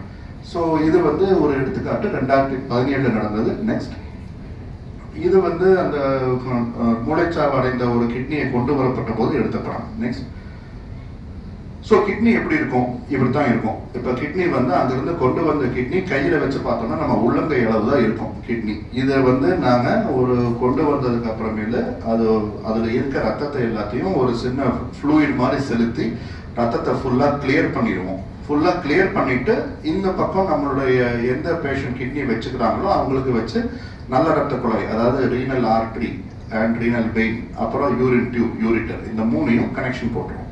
So அதுதான் கிட்னி டிரான்ஸ்பிளான்ட். நெக்ஸ்ட், ஸோ இப்படி தான் இருக்கும் ஒரு டிரான்ஸ்பிளான்ட் சர்ஜரி. ஃபார் எக்ஸாம்பிள், இன்னைக்கு காலையில் ஒரு லைவ் டிரான்ஸ்பிளான்ட் நடந்துட்டு இருக்காங்க. இப்போ நடந்து முடிச்சுட்டு தான் நாங்கள் இங்கே வந்திருக்கேன். கடந்த ஒரு 2 மணி நேரமாக பல ஃபோன் கால்ஸ் எனக்கு வந்தது அதில் தான். அதாவது எங்களுக்கு வந்து ஒரு டிரான்ஸ்பிளான்ட் டீமில் எப்போ அந்த கிட்னியை வச்சு அந்த ரத்த குழாயை ஓப்பன் பண்ணி விட்டு அந்த ரத்தம் வந்து அந்த கிட்னி வழியாக பாஸ் ஆகி வெளியே யூரின் நல்லா வருது அப்படிங்கிற ஒரு நியூஸ் வருதோ அது வரைக்கும் அந்த டிரான்ஸ்பிளான்ட் டீமில் இருக்கிறவங்க எல்லாருமே மிக மிக மிக ஒரு ஆங்ஷியஸாக அந்த எதிர்பார்ப்போட அவுட்கம்காக வெயிட் பண்ணிட்டு இருக்கிற டைம். அதனால இன்னைக்கு காலையில் இந்த ஃபங்க்ஷன் இருக்கிறதுனால எங்களுடைய டிரான்ஸ்பிளான்ட் காலம் 6 மணிக்கு ஆரம்பிக்கிறது, 4 மணிக்கே ஆரம்பிச்சு 9 மணிக்கு முடிச்சுட்டு நாங்கள் இங்கே வந்துடுவோம். ஸோ இந்த ஒரு டிரான்ஸ்பிளான்ட் அப்படிங்கிறது ஒரு பேஷண்ட்டுக்கு மேபி அது ஒரு ட்ரீட்மெண்ட்டாக இருக்கலாம். பட் ஒரு டாக்டருக்கும் அந்த டாக்டர் இந்த டீம் இதில் பார்த்தோம்னா ஒருத்தர் இல்லை, 4 பேர் இருக்காங்க. கிட்டத்தட்ட 4 சர்ஜன்ஸ். அந்த சர்ஜன்ஸ் சேர்ந்து அனைத்து கவனத்தையும் ஒரே ஒரு இடத்துல வந்து நம்ம கொடுத்து ஒரு கிட்னியை வச்சு அதை வந்து சக்சஸ் பண்றதுங்கிறது each and every transplant is a big challenge for each and every nephrologist. எதுக்காக இதை செய்யறோம்? ஒரு பேஷண்ட்டுக்கு மறுவாழ்வு கொடுக்கறதுக்காக செய்யறோம். ஒரு டயாலிசிஸ்ல இருந்தா அவங்களுடைய ஒரு யதாஸ்தானத்துக்கு போக முடியாது. இப்போ வந்து ஒரு 50 வயசு நபர் ஒருத்தர், அவர் தான் சம்பாதிக்க வேண்டியவர், அவர் வாரத்துக்கு 3 தடவை டயாலிசிஸ் வந்து போயிட்டு இருந்தாருன்னா அவருக்கு அவருடைய ஜாப் போயிடும், அவருடைய வழக்கங்கள் ருட்டீன், அவருடைய டெய்லி ருட்டீன் பாதிக்கப்படும். பட் ஒரு டிரான்ஸ்பிளான்ட் செஞ்சுட்டா திருப்பி அவங்க பழையபடிக்கு ஜாபுக்கு போகலாம் அண்ட் இந்த அவங்களுடைய லைஃப் ரிஸ்க்குங்கிறது குறையுது. So this is how a transplant is done. Next, so இது வந்து அந்த ரஷ் பண்ணி கொண்டு வரும்போது நம்ம டிரான்ஸ்பிளான்ட்டுக்கு நம்ம ஆம்புலன்ஸ்ல இருந்து கொண்டு போய் எடுத்துட்டு வந்ததுக்குன்னா ஒரு picture. Next, so second cadaveric donor வந்து இந்த பேஷண்ட் வந்து நமக்கு மொத்தம் 4 சேட்டலைட் சென்டர்ஸ் வச்சிருக்கோம். அதாவது அபிராமி கிட்னி கேர் டயாலிசிஸ்ங்கிறது ஈரோட்டில் மட்டும் இல்லை, கோயம்புத்தூர்ல 4 ஸ்கொயர் பேர்ல இயங்கிட்டு இருக்கு, கரூர் அண்ட் கோபிச்செட்டிப்பாளையம். ஸோ இந்த இடங்கள்லாம் டயாலிசிஸ் பண்றவங்க எங்ககிட்ட இங்க வந்து கிட்னிக்காக எழுதி டிரான்ஸ்பிளான்ட்ல ரெஜிஸ்டர் பண்ணி வச்சுக்கிட்டாங்கன்னா இவங்க வந்து ஒரு கரூர் பேஷண்ட் 2016 வந்து எழுதி வச்சாங்க அவங்களுடைய பேரை இந்த உறுப்பு மாற்று சிகிச்சைக்கு. எத்தனை வருஷம் கழிச்சு அலாட் ஆயிருக்கு பாருங்க. 4 வருஷம் கழிச்சு அவங்களுக்கு டிரான்ஸ்பிளான்ட்ல அலாட் ஆன ஒரு கிட்னியை நாங்கள் வந்து மதுரையிலிருந்து ஈரோடு கொண்டு வந்தபோது இந்த ஒரு டிரான்ஸ்பிளான்ட் நடந்துச்சு. ஸோ கிட்டத்தட்ட ஆவரேஜாக பார்த்தோம்னா காலையில் நான் சொன்ன அதே கணக்கு தான். 80,000 பேர் வெயிட் பண்ணுறாங்க, ஆனால் 20,000 நபருக்கு தான் கிட்னி கிடைக்குது. ஒரு நபருக்கு ஆவரேஜா எழுதி வச்சதுலேருந்து 2 to 4 வருஷம் ஆகுது அந்த கிட்னி கிடைக்கிறதுக்கு. அந்த 4 வருஷம் அவங்களுடைய உயிரை காப்பாற்றுவதுங்கிறது ஒவ்வொரு டயாலிசிஸ் சென்டருக்கும் ஒவ்வொரு நெஃப்ராலஜிஸ்டுக்கும் ஒரு பெரிய சேலஞ்ச். நெக்ஸ்ட், ஸோ நம்ம எல்லாருக்கும் 2 கிட்னி இருக்கு, உங்க எல்லாத்துக்குமே தெரியும்.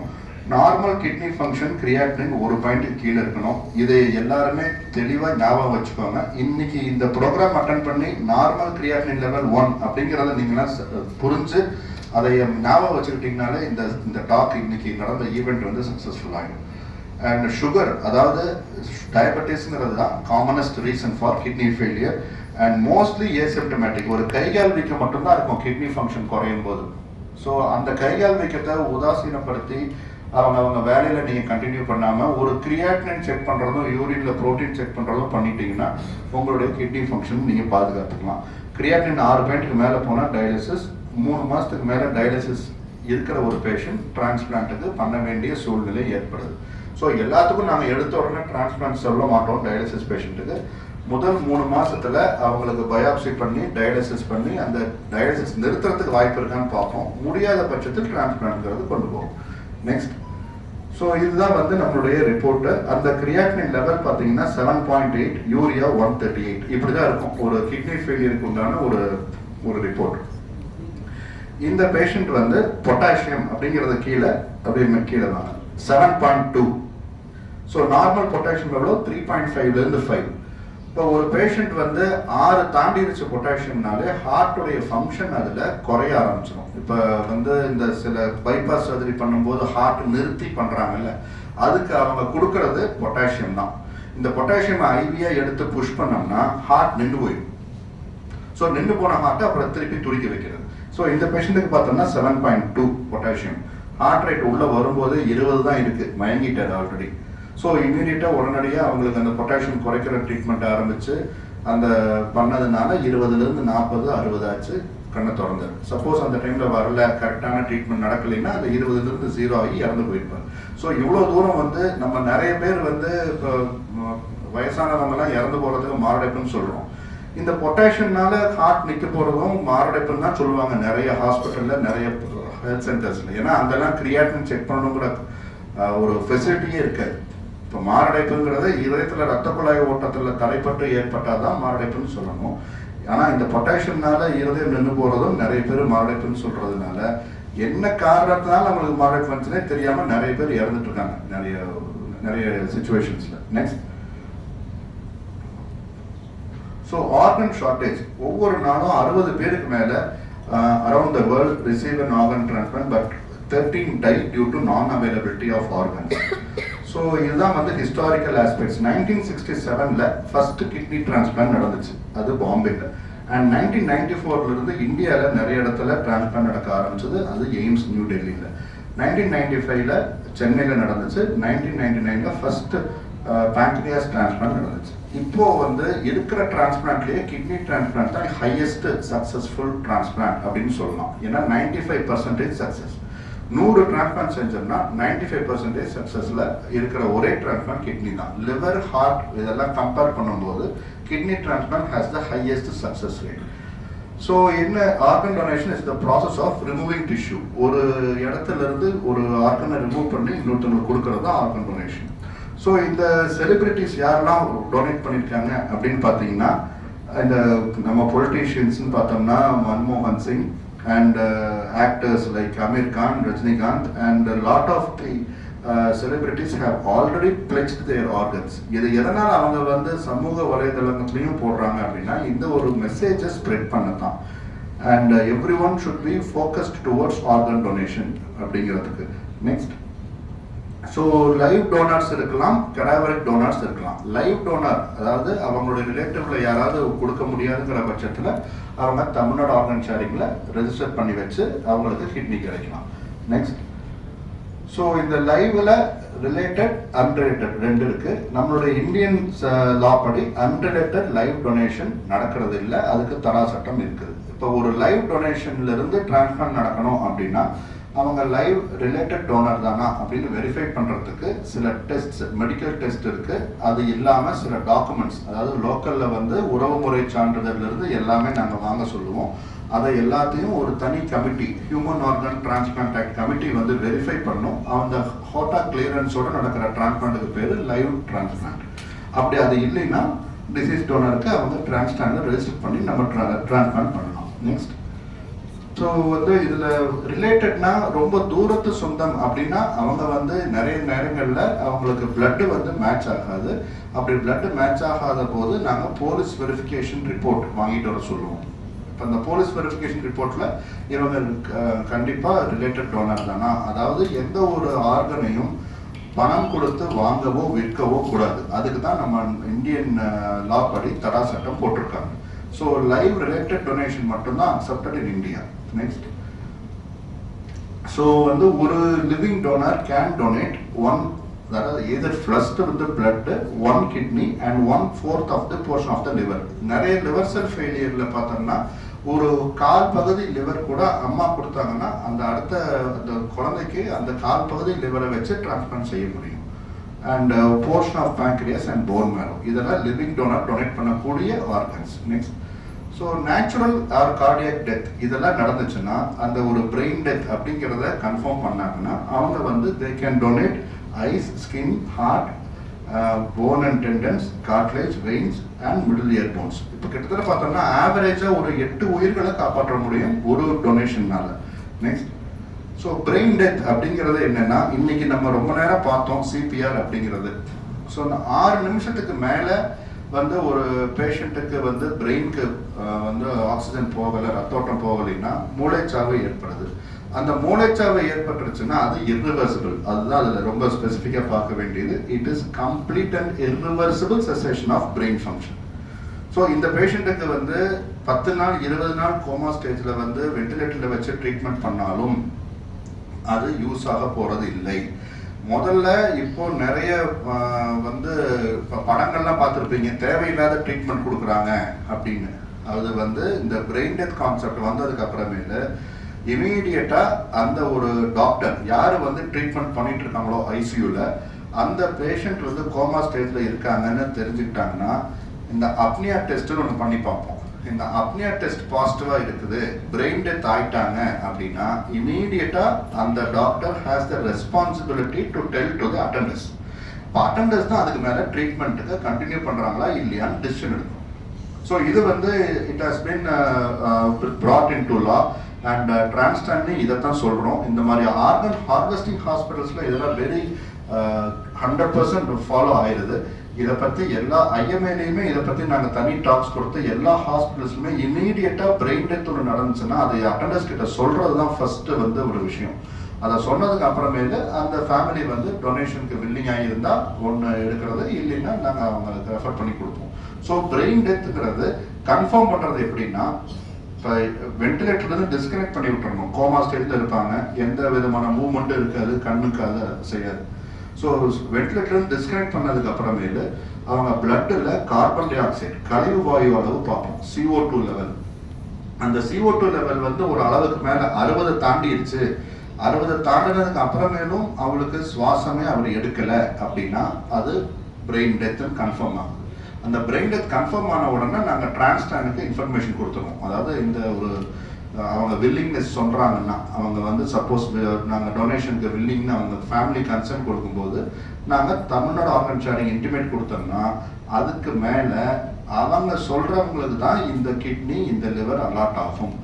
எந்த ஒரு ஹாஸ்பிட்டலும் தனியாக அவங்களே முடிவு பண்ணி ஒரு டொனேஷனை இவங்களுக்கு கொடுங்க அவங்களுக்கு கொடுங்கன்னு மாற்ற முடியாது.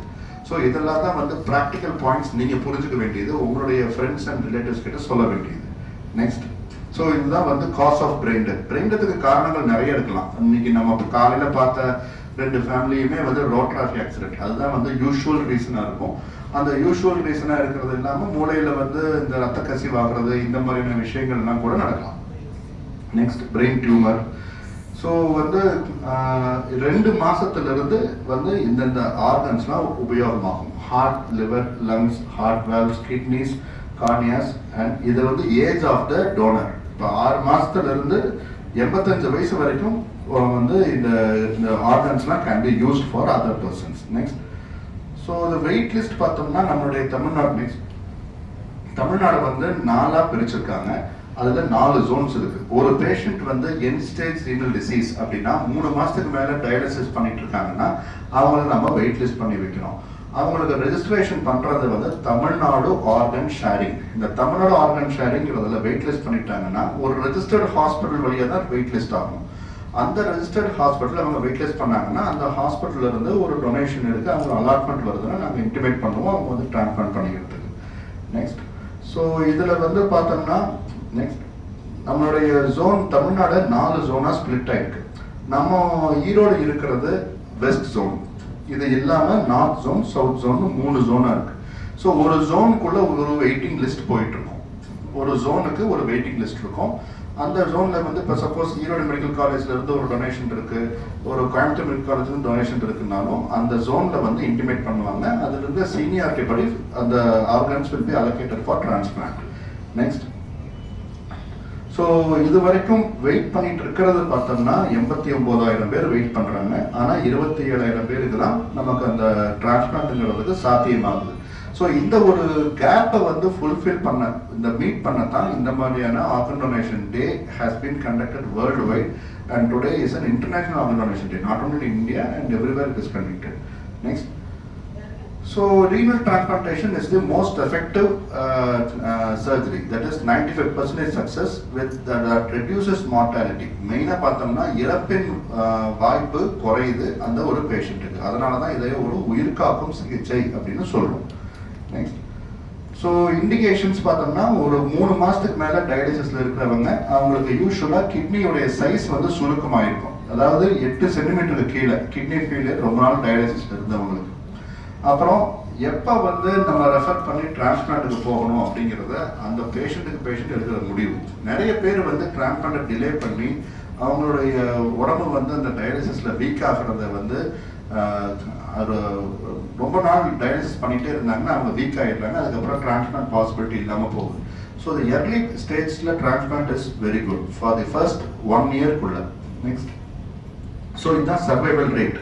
இப்போ நீங்கள் பார்த்தீங்கன்னா ஃபர்ஸ்ட் மேலே இருக்கிறதுல ஒரு 4 வருஷம் ஆகும்போது டிரான்ஸ்பிளான்ட் பேஷண்ட்ஸ் கிட்டத்தட்ட 95 பேர் வந்து ஒரு 5 வருஷத்துல சர்வைவ் ஆகுறாங்க. ஆனால் அதே சமயம் டயாலிசிஸ் பேஷண்ட்டு கீழே வந்து ஒரு கிட்டத்தட்ட ஒரு 30-40 பேர் வந்து இறந்து விடுறாங்க ஒரு 4-5 வருஷத்துல.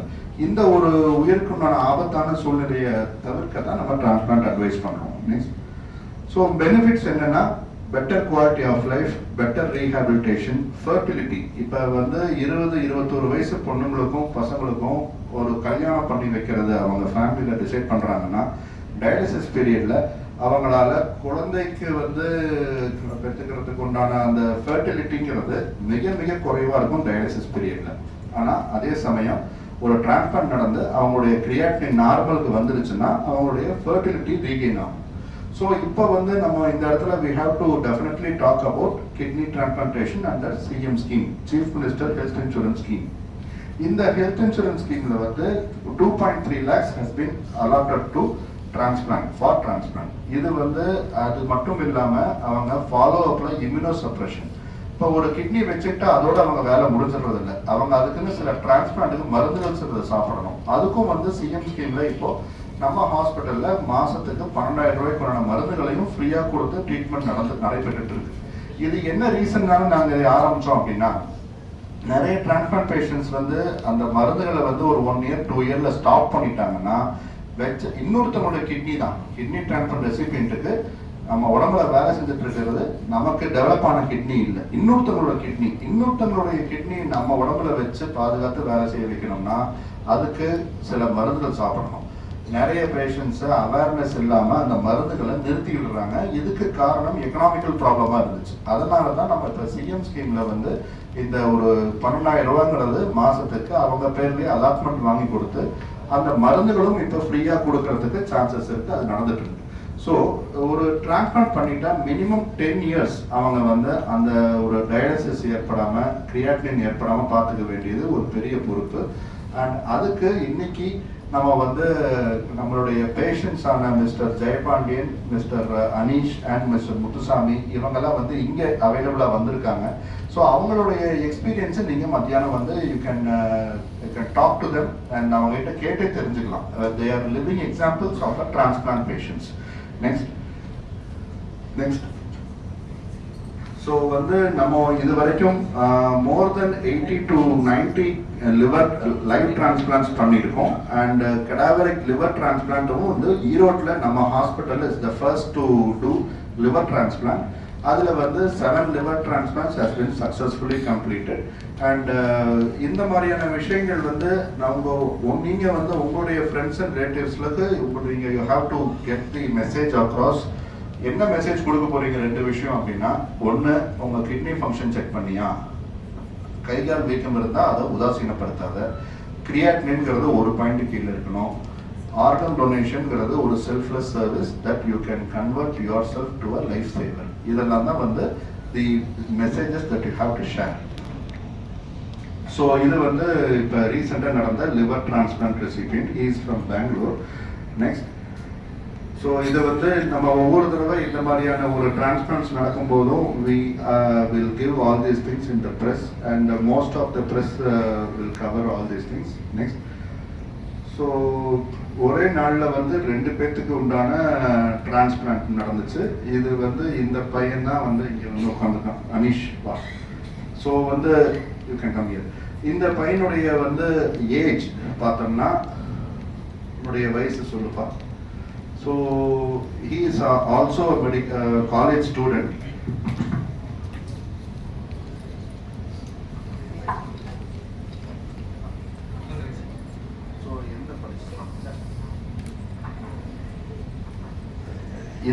எந்த வருஷத்துல நீ டயாலிசிஸ் ஆரம்பிச்ச, எங்க ஆரம்பிச்ச? ஸோ கிட்டத்தட்ட கடந்த 6 வருஷமா இந்த பையன் வந்து நம்மளுடைய கரூர் ஹாஸ்பிட்டல்ல ஒரு டயாலிசிஸ் செஞ்சு எவ்வளோ நாள் வெயிட் பண்ண டிரான்ஸ்பிளான்ட்ல எழுதி வச்சு? 5 வருஷத்துக்கு. ஸோ டயாலிசிஸ் ஆரம்பிச்சு வித்தின் 1 இயர் இந்த பையன் வந்து he got registered. Tamil Nadu organ sharing register பண்ணிட்டு டயாலிசிஸ் வந்து கரூர் ஹாஸ்பிட்டல்ல வாரத்துக்கு 3 தடவை பண்ணிட்டு இருந்தியா? வாரத்துக்கு 2 தடவை டயாலிசிஸ் பண்ணிட்டு இருந்தா. அப்படி ரீசெண்டா எப்போ உனக்கு கிட்னி கிடைச்சது? ஒரு 4 மாசம் முன்னாடி இந்த ஒரு டிரான்ஸ்பிளான்ட்ல அந்த அலோகேஷன் வந்த உடனே இந்த பையனுக்கு கிட்னி கிடைச்சு இன்னைக்கு வந்து டேப்லெட்ஸ் இதெல்லாம் சாப்பிட்டு அந்த பேஷண்ட்டுடைய கிரியாட்டினின் நார்மலா இருக்கு. ஸோ இது வந்து ஒரு ஹி இஸ் அன் எக்ஸாம்பிள். வந்து இந்த ஒரு டிரான்ஸ்பிளான்ட்ங்கிறது ஒரு நபருக்கு எவ்வளவு முக்கியம் அப்படிங்கிறது. ஸோ இந்த ஒரு டயாலிசிஸ் பேஷண்ட்டை பொறுத்த மட்டுமே யாரையுமே பார்த்தோம்னா டயாலிசிஸ் பேஷண்ட்டுன்னு இவங்க பார்த்தா சொல்றபடி கூட இல்லாத அளவுக்கு நாங்கள் குவாலிட்டியாக டயாலிசிஸ் பண்ணி பார்த்துப்போம். பட் என்னதான் குவாலிட்டி டயாலிசிஸ் பண்ணி பார்த்தாலும் வாரத்துக்கு 2 தடவை 3 தடவை டயாலிசிஸ் யூனிட்டுக்கு வந்து போகிறது தான் அவங்களுக்கு மெயின் ப்ராப்ளம். அண்ட் அவங்களோட ருட்டீன்ஸில் அவங்களுக்கு வந்து டெஃபினட்டாக அஃபெக்ட் ஆகும், அவங்களுடைய ஜாபுக்கு ப்ராப்ளமாக இருக்கும். இந்த விஷயங்களுக்கு தான் நம்ம transplant is the only option.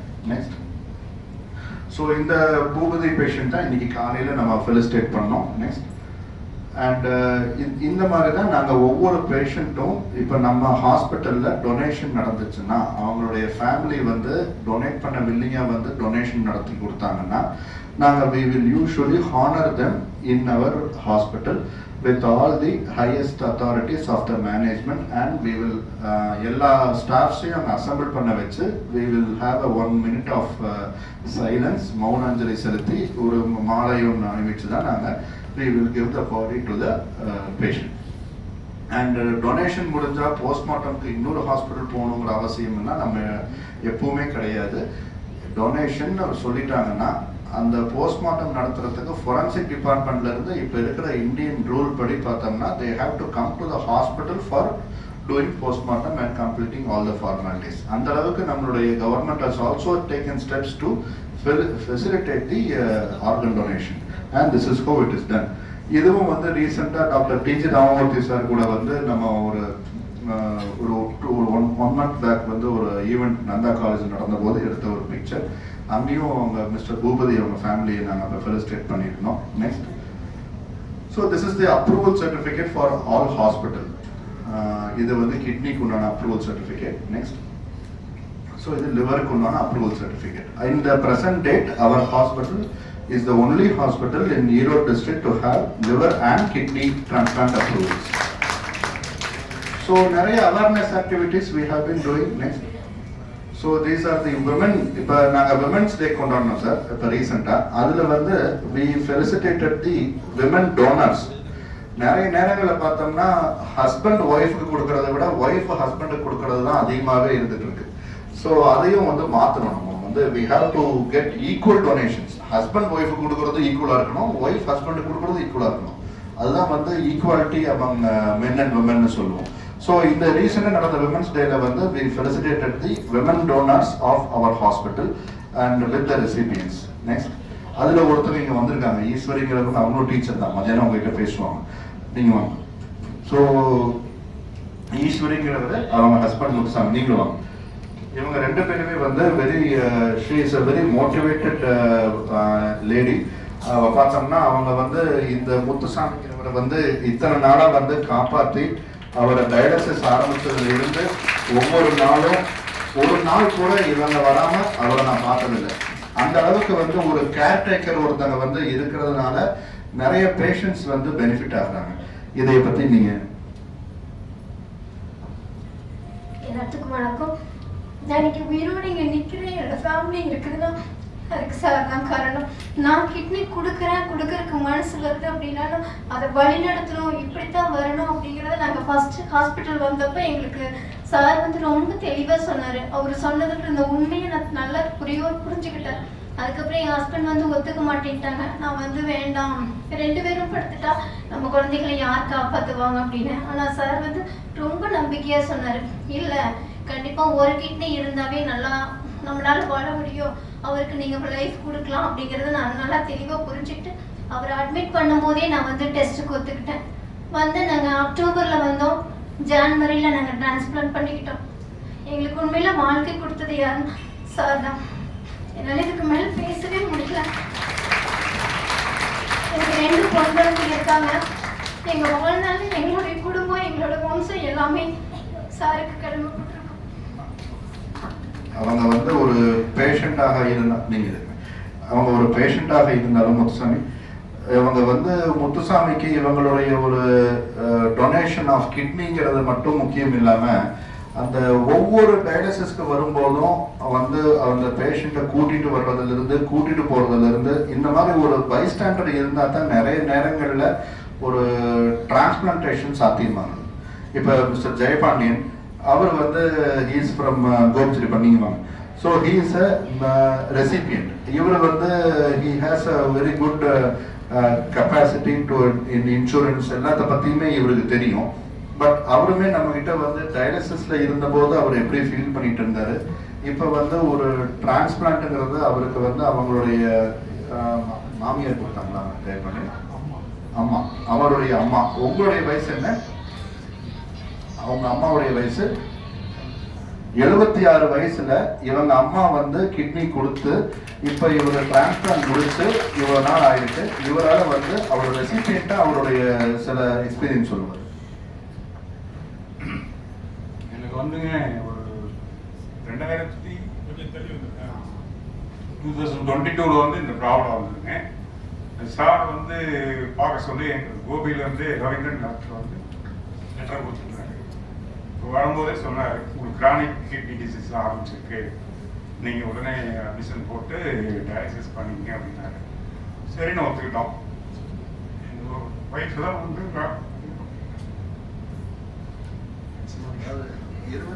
22 அவர் வந்தபோது அவருக்கு கிரியாட்டினின் வந்து ஒரு 2-3 இருந்துச்சு. ஸோ 22 நாங்கள் பயாப்சி பண்ணோம். அந்த பயாப்சி பண்ணி முடிச்சு அவருக்கு சுகர்னால அவருடைய கிட்னி பாதிப்பு இருக்குங்கிறத நாங்கள் தெரிய வந்தபோது ப்ரெஷர் இதனால வந்து தெரிய வந்தபோது அதுக்குண்டான ட்ரீட்மெண்ட் கொஞ்ச நாள் கரெக்டாக நடத்தினார். அந்த நடத்தினதுல நடுவில் ஒரு 1 வருஷம் 2 வருஷம் கேப்ல அந்த கிரியாட்டினின் 4லிருந்து 8-10 ஆகிடுச்சு. அந்த 8-10 ஆன டைம்ல திருப்பி டயாலிசிஸ் ட்ரீட்மெண்ட் ஸ்டார்ட் பண்ணும்போது அவருக்கு அந்த ட்ரீட்மெண்ட் வந்து அவங்க ஒய்ஃப் வந்து கொடுக்குறேன்னு முன் வந்த போதும் அவங்க அம்மா 76 வயசுல இருந்தாலும் அவங்களுடைய உடல்நிலை பரிசோதிக்கப்பட்ட போது அவங்களே கிட்னி, ஏன்னா இப்ப ஒய்ஃப் கொடுக்கறத விட நிறைய நேரங்கள்ல என்ன அட்வான்டேஜ் அம்மா அப்பா கொடுக்கறதுன்னா 50% வந்து மேட்சிங். இப்ப இவர் யாருன்னா இவங்க அம்மால பாதி தான். ஸோ ஒவ்வொரு அம்மா அப்பா இவங்க 2 பேர்த்துடைய 50-50% தான் நம்ம இன்னைக்கு. ஸோ அம்மா அப்பா கொடுக்கறதுல ஒரு பெரிய பெனிஃபிட் என்னன்னா 50% மேட்சிங் ஆல்ரெடி இருக்கும். ஸோ நம்ம ட்ரீட்மெண்ட்டுக்கு நம்ம இம்யூனோசப்ரஷன் அந்த கிட்னி வேலை செய்ய வைக்கிறதுக்கு உண்டான மருந்துகள் எல்லாமே நம்ம மிக குறைவாகவே போட்டால் போதும், நல்லபடியாக வேலை செய்யும் கிட்னி. ஸோ இன்னைக்கு இவங்க 2 பேருமே படுத்துருவாங்க. இந்த மாதிரியான நிறைய வந்து தேவையில்லாத வந்து ஒரு வதந்திகள்னால நிறைய பேர் அந்த கிட்னி டிரான்ஸ்பிளான்டேஷனும் டொனேஷனும் மறுக்கிறதுனால நிறைய உயிர்கள் இன்னைக்கு ஆபத்துக்கு ஆகுது. ஸோ இன்னைக்கு வந்து நாங்கள் பண்ண பேஷண்ட் சொன்னல, நீங்கள் மத்தியானம் வந்து எல்லாரும் ஃப்ரீயாக பேசிக்கலாம். ஸோ வந்து இன்னைக்கு நடந்த பேஷண்ட் 4 தலைமுறை இருந்தாங்க. இன்னைக்கு பண்ண பொண்ணுக்கு வயசு 20, அவங்க அம்மாவுடைய அம்மா 60 வயசுல கிட்னி டொனேட் பண்ணாங்க. நேத்து வந்து அவங்க அம்மாவோட அம்மா அட்மிட் பண்றாங்க டொனேஷன், அதுக்கு அவங்க அம்மா வந்திருந்தாங்க. ஸோ இப்போ கொள்ளுப்பாட்டியோட நேற்று ஒரு 4 பேர் ஒரே ரூம்ல ரெசிபியன்ட் கிட்னி வச்சுக்கிறவங்க பேத்தி, கொடுக்குறவங்க பாட்டி, அந்த பாட்டிக்கு அட்டெண்டர் வந்து அவங்க அம்மா கொள்ளுப்பாட்டி, இவங்க எல்லாம் வந்திருந்தாங்க. ஸோ இந்த அளவுக்கு வந்து ஒரு that is a re life. அதாவது ஒரு டயாலிசிஸ் பேஷண்ட்டுக்கோ ஒரு லிவர் செல் ஃபெயிலியர் பேஷண்ட்டுக்கோ ஒரு மறுவாழ்வு உண்டுங்கிறத வந்து எவிடன்ஸ் பேஸ்டா இன்னைக்கு நீங்க எல்லாம் பார்த்துருக்கீங்க. இதைய வந்து நீங்க அதுக்குன்னு எல்லாரும் டயாலிசிஸ் பீரியட்ல தான் ட்ரீட்மெண்ட் ஆரம்பிக்கணுங்கிறது இல்லை. அதுக்கெல்லாம் முன்னாடி தாமஸ் ஜான் சார் மாதிரி கடந்த 2 வருஷமா வந்து he should get an award that he is very regular in his medicines. அதாவது ஒவ்வொரு பேஷண்ட்டும் அந்த ரெகுலாரிட்டி, அதாவது அந்த டயட்ரி ரெஸ்ட்ரிக்ஷன்ஸ், நாங்க சும்மா கொடுக்க மாட்டோம் ட்ரீட்மெண்ட். டயட்ல இதை சாப்பிடாதீங்க அதை சாப்பிடாதீங்கன்னு சொல்லுவோம், இந்த டிராவல் எதை பண்ணாதீங்கன்னு சொல்லுவோம், அடுத்தது மெடிசன்ஸ் கரெக்டா சாப்பிடுங்கன்னு சொல்லுவோம். இந்த 3ஐயும் அவங்க வந்து செஞ்சுட்டாங்கன்னா அவங்களுடைய கிட்னி ஃபங்க்ஷன் டயாலிசிஸ் ஸ்டேஜுக்கு போறதே தவிர்த்து நிறுத்த முடியும். டயாலிசிஸ் ஸ்டேஜுக்கு போனாலும் அதுக்கு மறுவாழ்வு இருக்கு. இதுக்குண்டான எவிடன்சஸ் தான் இன்னைக்கு நீங்க பார்த்துருக்கீங்க. நெக்ஸ்ட். ஸோ இது வந்து நம்மளுடைய அவேர்னஸ் ஆக்டிவிட்டிஸ். லாஸ்ட் லைட் வாங்க. Next next next. ஸோ இன்னைக்கு நான் உங்ககிட்ட இந்த ஆர்கன் டொனேஷன் டே, இது வந்து கடந்த 2-3 வருஷம் முன்னாடி நாங்கள் இதை ஸ்டார்ட் பண்ண எவிடன்ஸை இப்போ உங்களுக்கு நாங்கள் கொடுத்துருக்கோம். இந்த ஆர்கன் டொனேஷன் கார்டை எல்லாரும் வாங்கிக்கணும். அதை வந்து ரெஜிஸ்ட்ரேஷன் பண்ணுறது முன்னாடி ரெஜிஸ்ட்ரேஷன் பண்ணிட்டு அதுக்கப்புறம் அதில் கான்டாக்ட் நம்பர் டீட்டெயில்ஸ் எழுதுனதுக்கு அப்புறமேலு you can have the card. இன்னைக்கு காலையில் கூட டாக்டர் அபுல்ஹசன் சார் அவருடைய 20 வருஷம் முன்னாடி வாங்கின கார்டை காமிச்சாரு. அந்த மாதிரி நீங்கள் ஒரு கார்டை வாங்கி நீங்கள் கொண்டு போய் உங்களுடைய ஃப்ரெண்ட்ஸ் அண்ட் ரிலேட்டிவ்ஸ்க்கெலாம் காமிச்சிங்கன்னா அது வந்து அவங்களுக்கும் ஒரு யூஸ்ஃபுல்லான ஒரு விஷயமா இருக்கும். அண்ட் இந்த வாய்ப்பு அழைத்ததற்காக doctor DG Ramamurthy sir and all the office bearers of red cross and YRC and எல்லாருக்கும் என்னோட மனமார்ந்த நன்றிகள். இதை பற்றி ஏதாவது டவுட்ஸ் இருந்துச்சா நீங்கள் இப்போ கேட்கலாம். சின்ன இப்போ என்னென்ன காரணங்கள்னால இந்த கிட்னி ஃபங்க்ஷன் ஃபெயிலியர்னு சொல்கிறோம் இல்லையா? ஸோ இது ஆரம்பத்துலேருந்து இப்போ வரைக்கும் இருக்குன்னா என்னென்ன காரணங்கள்னால இந்த கிட்னி வந்து ஃபெயிலியர் ஆகக்கூடிய சான்சஸ் இருக்குது? மெயினான காரணம் 60% இந்தியாவில் சுகர். இப்போ வந்து சுகர் இருக்க ஒவ்வொருத்தரும் அவருடைய கிட்னி ஃபங்க்ஷனை வருஷம் ஒரு தடவையாவது செக் பண்ணி பார்த்துக்கணும்னு நாங்கள் சொல்கிறோம். பட் இன்வேரியபிளி எல்லாருமே சுகர் இருக்கிறவங்களும் ப்ரெஷர் இருக்கிறவங்களும் அந்த சுகரை மட்டுமே செக் பண்ணி பார்த்துருப்பாங்க. நானும் பார்த்துருக்கேன் சில இதை. அதில் பார்த்தோம்னா வருஷக்கணக்காக மாதம் ஒரு தடவை ஃபாஸ்டிங் போஸ்ட்பரல் சுகர் மட்டுமே தான் ரிப்போர்ட்ஸ் இருக்கும் 4 வருஷத்துக்கு. ஸோ அப்படி இல்லாமல் 3 மாதம் ஒரு தடவை 4 மாதம் ஒரு தடவை கிரியாட்டின்ங்கிறத உங்கள் டாக்டரே சொல்லினாலும் சார் ஏதோ சுகர்னால கிட்னிலாம் பாதிப்பாகுதாமா. நான் போன டாக்ல கேள்விப்பட்டேன், ஒரு நெஃப்ராலஜிஸ்ட் சொன்னார். அதனால எனக்கு கொஞ்சம் கிரியாட்டின் செக் பண்ணி கொடுத்துருங்க சார், யூரின்ல ப்ரோட்டீன் இருக்கான்னு பார்த்து கொடுங்க சார் கேட்டு பண்ணிட்டீங்கன்னு வைங்களேன், அது வந்து உங்களுடைய சேஃப்டிக்கு தான். அவர் சந்தோஷமா பண்ணி கொடுத்துருவாரு. ஸோ சுகர் மட்டும் காரணம் இல்லை, ப்ரெஷரு, அது இல்லாமல் குளோமருலர் டிசீஸ், அதாவது சில எதிர்ப்பு சக்தி அணுக்கள் கிட்னியை பாதிக்கும் போது கை கால் வீக்கம் வரும். அது எப்பன்னா இந்த 20 வயசுல வந்து திடீர்னு ப்ரெஷர் 250 போகும். ஸோ அதெல்லாம் வந்து ப்ரோட்டீன் லீக்கேஜ் இருக்கும், யூரின் நுர போகும், கை கால் வீக்கம் வரும். இந்த மாதிரி நிறைய காரணங்கள் இருக்கு. மெயினாக சொல்லணும் சுகர், ப்ரெஷர், குளோமருலர் டிசீஸ், கிட்னியில் கல் பாதிப்பு இருக்கிறதுனால கிட்னி ஃபெயிலியர் வராது 5% தான். ஸோ கல் மட்டுமே காரணம் கிடையாது, நிறைய அதர விஷயங்கள் இருக்கு. என்னன்னா முக்கியமான விஷயம் என்னன்னா, இப்போ வெரி ஓப்பனாக கேட்கலாம்னு தோணுச்சு. சில டிமார்ட் பெரிய பெரிய மால் போகிறோமா இல்லைங்களா? இப்போ மாலுக்கு போகும்போதுங்க செக் பண்ணுறாங்க. அவங்கள வந்து ஒரு மெஷின் மேலே ஏறி நில்லுங்க, அந்த ஏறி நின்னதுக்கப்புறம் நீங்கள் பிடிச்சிக்குங்க. பிடிச்சதுக்கப்புறம் எல்லா டெஸ்ட்டும் அதுலேயே வந்துடுது, ரிசல்ட் வந்துடுது. ரிசல்ட் வந்ததுக்கப்புறம் அதை வந்து உங்களுக்கு கிரியேட்டிவ் வந்து எல்லாத்தையுமே ஃபைண்ட் அவுட் பண்ணிவிட்டு இது இதுக்கு நீங்கள் சாப்பிடுங்க சார் அப்படின்னு சொல்லி என்ன பண்ணுறாங்க அப்படின்னு கேட்டால், இது எப்படி இந்த டாக்டர்ஸ் நீங்கள் இவ்வளோ பேர் இருக்கிறீங்க, எக்ஸ்பீரியன்ஸாக இருக்கிறீங்க, ஹெர்பா லைஃப் அப்படின்னு சொல்லி ஒரு இருக்குது, நிறைய ஸ்டாஃப்ஸ் கவர்மெண்ட் எம்ப்ளாயீஸ் இதுக்குள்ளே ஒரு அடிக்ஷன் மாதிரி ஆகிட்டு இருக்காங்க. ஸோ இதை பற்றி ஒரு சின்ன விஷயம் எனக்குள்ள அதை தோணுனதுனாலுங்க, இதை எனக்கு செக் பண்ண சொன்னாங்க. நான் முடியவே முடியாதுன்னு சொன்னதுக்கப்புறம் கம்பல் பண்ணி சார் ஃப்ரீ தாங்க சார், நீங்கள் குடிச்சு பாருங்க சார், ஜூஸ் ஐட்டம் குடிச்சு பாருங்க அப்படின்னு சொல்லி ஹெர்பா லைஃப்னு கொடுக்க ஆரம்பித்தேன். ஸோ அதில் சொன்னேன், நீங்கள் 3000 தடவை கொடுத்தாலும் ஃப்ரீ தாங்க சார் சொன்னாங்க. ஃபஸ்ட்டு 3000 தடவை குடித்தாலும் ஃப்ரீயாக குடிச்சிட்டே தான் இருப்பேன், பைசா கொடுத்து வாங்க மாட்டேன்.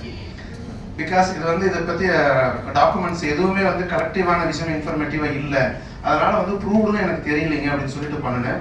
பட் நான் இதுக்கப்புறம் கேட்டது வகையில் இந்த 4-5 மாசத்துல நிறைய கவர்மெண்ட் எம்ப்ளாயிஸ் இதுக்குள்ள இன்னை வரைக்கும் ஹெர்பல் லைஃப்ங்கிற ஒரு விஷயத்த ஃபுட்டா புரோட்டீன் அப்படிங்கிற விஷயத்துல எடுத்துட்டு இருக்கிறாங்க. இதனால நிறைய கிட்னி ஃபெயிலியர் வருது, வேற வேற ஃபங்க்ஷன்லாம் பாதிக்குதுன்னு சொல்லிக்கிறாங்க. இதை பத்தி உங்களுடைய கருத்து என்ன? ஃபர்ஸ்ட் வந்து ஒரு மார்ட்டுக்கு போறோம்னா அங்க வந்து அவங்க ஒரு மிஷின்ல நிக்க வச்சு செக் பண்றாங்கன்னா 2 விஷயம் பார்க்கலாம். அதுல body mass index, height weight வச்சு பாடி மாஸ் இண்டெக்ஸ் வச்சு ஒபிசிட்டி இருக்கா, ஓவர் வெயிட் இருக்கா, நார்மல் வெயிட்டான்னு தெரியலாம் ஒண்ணு. ஆனா எந்த வித பிளட் டெஸ்ட்டுமே இல்லாம உங்களுடைய கிட்னி ஃபங்க்ஷனோ லிவர் ஃபங்க்ஷனோ அவங்க சொல்றாங்க அப்படின்னா அது சரி கிடையாது. இப்ப நாங்க வந்து இந்த டயாலிசிஸ் பேஷண்ட்ஸுக்காக இன்னொரு டிவைஸ் வச்சிருக்கோம். அதுக்கு பேரு பாடி கம்போசிஷன் மானிட்டர். அதுல என்ன கொடுக்கணும்னா 2 லீடு மாட்டி விட்டுருவோம், கையிலையும் கால்லையும். அந்த லீடு மாட்டி விடும்போது உடம்புல நீர் சத்து எவ்வளவு இருக்குன்னு அது சொல்லிடும். இது எதுக்குன்னா இந்த டயாலிசிஸ் பேஷண்ட் வர்றவங்களுக்கு எவ்வளவு நீர் பிரிக்கலாம்ங்கிறத டிசைட் பண்றதுக்காக. ஸோ இந்த மாதிரி நான் இன்வேசிவா சும்மா நிக்க வச்சு படுக்க வச்சு செக் பண்றதுல உங்களுடைய கிட்னி ஃபங்க்ஷனை பத்தியும் லிவர் ஃபங்க்ஷனை பத்தியும் யாரும் சொல்ல முடியாது. அப்படி ஏதாவது சொன்னா அது தவறாகும். கிட்னி ஃபங்க்ஷன்னா கிரியாட்டின் செக் பண்ணாம பண்ண முடியாது, யூரின்ல புரோட்டீன் இருக்காம பண்ண முடியாது. லிவர் ஃபங்க்ஷன் டெஸ்ட்னா பிலிருபின் பிளட் டெஸ்ட் எடுத்து பார்க்காம பண்ண முடியாது. ஸோ இதுல வந்து அந்த அவங்க கொடுக்குறாங்க, ஃப்ரீயா கொடுக்குறாங்கிறதுனால ஹெர்பல் லைஃப் மாதிரியான புரோட்டீன் சப்ளிமெண்ட்ஸ் எடுக்கிறதுங்கிறது it is not safe. First of all வந்து நம்மளுடைய அலோபதிக் ட்ரக்ஸ் இப்போ வந்து நம்ம எல்லாம் செஞ்சுட்டு இருக்கிறது அலோபதிக் ட்ரீட்மெண்ட் ஆஃப் மெடிசன். இதுக்கு வந்து FDA அப்படின்னு ஒரு அமைப்பு இருக்கு. அதுல வந்து ஒவ்வொரு ட்ரக்கும் நம்ம வந்து ஒரு ஸ்ட்ரிப் போட்டு வெளியே அனுப்பணும்னா அந்த drug has to pass multiple quality controls. இப்போ வந்து ஒரு பெரிய பாப்புலேஷன்ல வந்து ஒரு ட்ரக்கை வந்து யூஸ் பண்ணி அதுல சைடு எஃபெக்ட் எதுவும் வரல அப்படிங்கிறத வந்து நிரூபணம் பண்ணாதான் ஒரு ட்ரக்கை வந்து நம்ம ஸ்ட்ரிப் போட்டு விற்க முடியும். ஆனா இந்த ஆயுர்வேதாவோ இல்ல நான் allopathic alternate medicines, Siddha, homeopathy, இதுல எல்லாத்துலயுமே பாத்தீங்கன்னா ஒரு சின்ன ஒரு பிளாஸ்டிக் பேப்பர்ல இருக்கும். அதுல என்ன கண்டென்ட்னே இருக்காது. அண்ட் அதுவும் இல்லாம நீங்க சொன்ன ஸ்பெசிபிக்கா சொன்ன அந்த ஹெர்பல் லைஃப் அப்படிங்கிறது it is an ayurvedic preparation. அதுல இருக்கிற ப்ரிப்பரேஷனுக்கு வந்து அலர்ஜிக் ஆகி அலர்ஜிக் இன்ட்ரஸ்டேஷன் நெஃப்ரைட்டிஸ் அப்படிங்கிற ஒரு டிசீஸ் வந்து கிரியாட்டினின் ஏறி நான் பயாப்சி பண்ணி நிறுத்தினவங்களும் இருக்காங்க. ஒண்ணு. அடுத்தது இந்த காஃபி, இந்த காஃபி குடிச்சா சுகர் சரியாயிடும் அப்படின்னு சொல்லிட்டு ஒரு பெரிய கும்பல் அதான் ஆரம்பிச்சாங்க ஒரு 2 வருஷம் முன்னாடி. அந்த காஃபி வந்து அதுவும் இந்த மாதிரி ஆயுர்வேதா டைப்ல ஒரு காஃபி தான். ஸோ அதுல வந்து அதை குடிச்சதுல இப்போ ஒரு பேஷண்ட் வந்து அட்மிட் ஆனாங்க, கிரியாட்டின் 4-5 இருந்துச்சு. அந்த பேஷண்ட் ஒண்ணுமே சொல்ல மாட்டேங்கிறாங்க, வலி மாத்திரை போட்டியே எதுவுமே சொல்லுது. பயாப்சி பண்ணா அலர்ஜின்னு கன்ஃபார்ம் ஆயிடுச்சு. உனக்கு பயாப்சியில் அலர்ஜி இருக்கு, நீ என்ன சாப்பிட்டேன்னு இப்ப தெளிவா கேட்கும் போது ஒத்துக்கிறாங்க, இந்த காஃபி சாப்பிட்டேன். இந்த காஃபி எதுக்கு சாப்பிட்டேன், சுகர் சரியாகும்னு சொன்னாங்க. ஸோ சம்பந்தம் இல்லாத இந்த வந்து ஒரு சமூக, அதாவது ஒரு இன்டர்நெட் பேஸ் பண்ணியும் கூகுள் சர்ச் பேஸ் பண்ணியும் அவங்க சொல்றாங்க இவங்க சொல்றாங்கிறத அப்படியே உள்வாங்கி அதை நம்ம கடைபிடிப்பதுங்கிறது மிக மிக தவறான ஒண்ணு. எதுக்கு லிட்ரேச்சர் பேஸ் இருக்கோ, இப்ப வந்து கணையம் பிரச்சனையால சுகர் வருது, அது எப்படி வந்து கணையம் இன்சுலின் சுரக்கலைன்னா சுகர் வருது, அது எப்படி ஒரு காஃபி குடிச்சா அந்த கணையம் இன்சுலின் சுரந்துருமா? சுரக்காது. ஸோ அதுக்கு ட்ரீட்மெண்ட் பண்ணாதான் சொல்லும். ஸோ இது வந்து இந்த மாதிரியான ஒரு ப்ரோட்டீன்ஸ், அதுவும் இல்லாமல் நீங்க சொன்னது ஹெர்பல் லைஃப்ங்கிறது ஃபுல் ஆஃப் ப்ரோட்டீன்ஸ். இந்த ஹை ப்ரோட்டீன் டயட் எடுக்கிறதுக்கு முன்னாடி நம்ம கிரியாட்டின் செக் பண்ணணும், லிவர் ஃபங்க்ஷன் டெஸ்ட் செக் பண்ணணும். இதெல்லாம் செக் பண்ணி நார்மலா இருந்தா தான் எடுக்கணும், that too with the advice of a dietitian. So நம்மளா எடுக்கிறது மிக மிக தவறு. It has to be avoided. Kidney டிரான்ஸ்பிளான்டேஷனுக்கு ஒரு கிட்னி டிரான்ஸ்பிளான்டேஷனுக்கு 5.5 லட்ச ரூபா செலவாகும். அதாவது ஒரு கிட்னி ஆப்ரேஷன் பண்றதுக்கு அந்த ஒரு அட்மிஷன் ஆகி டிஸ்சார்ஜ் ஆகிற வரைக்கும் ஒரு பேக்கேஜ் மாதிரி போட்டு ஒரு கிட்னி வச்சுக்கிறவங்களுக்கு 3 லட்ச ரூபா, கிட்னி கொடுக்குறவங்களுக்கு 1.5 லட்ச ரூபா. இவங்க 2 பேத்துக்கான மேட்சிங் வச்சு அவங்களுக்கு மருந்து போடுறத வச்சு அதுக்கு 1 லட்ச ரூபா வரைக்கும் செலவாகும். இதுல இன்னைக்கு வந்து மருத்துவ காப்பீடு திட்டத்துல 2.3 லட்ச ரூபா வரைக்கும் அப்ரூவல் தர்றாங்க. வேற இன்சூரன்ஸ் கம்பெனிஸ் ஃபுல்லாவும் கவர் பண்றாங்க. பட் இதெல்லாம் விட பெரிய முக்கியம் என்னன்னா, அந்த காஸ்ட்டை விட அவங்க டயாலிசிஸ்க்காக செலவு பண்ற காஸ்ட் அதிகமாவே இருந்துட்டு இருக்கும் கண்டினியூஸா பண்ணிட்டு இருக்கும் போது. அண்ட் இப்ப நமக்கு ஒரு பெரிய பூன் என்னன்னா, டிரான்ஸ்பிளான்ட் செஞ்சுக்கிட்டா சிஎம் ஸ்கீம்ல இருந்து மாசம் மருந்து ஃப்ரீயா கொடுக்கறதுங்கிறது ஒரு பெரிய பூன். இப்ப வந்து முன்னாடி டயாலிசிஸ் பீரியட்ல கூட மருந்து ஃப்ரீயா கிடைக்காது. ஏன்னா அந்த சிஎம் ஸ்கீம் வந்து அவங்களுக்கு டயாலிசிஸ்க்காக அந்த 8000 ரூபாய் கொடுத்துட்டு இருக்கு.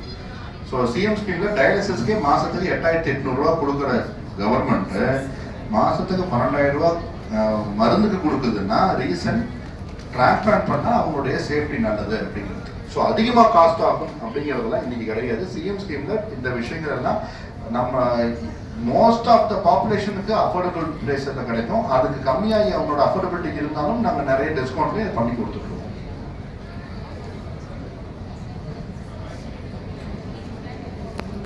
இருக்கும் ஒரே நிமிஷம்.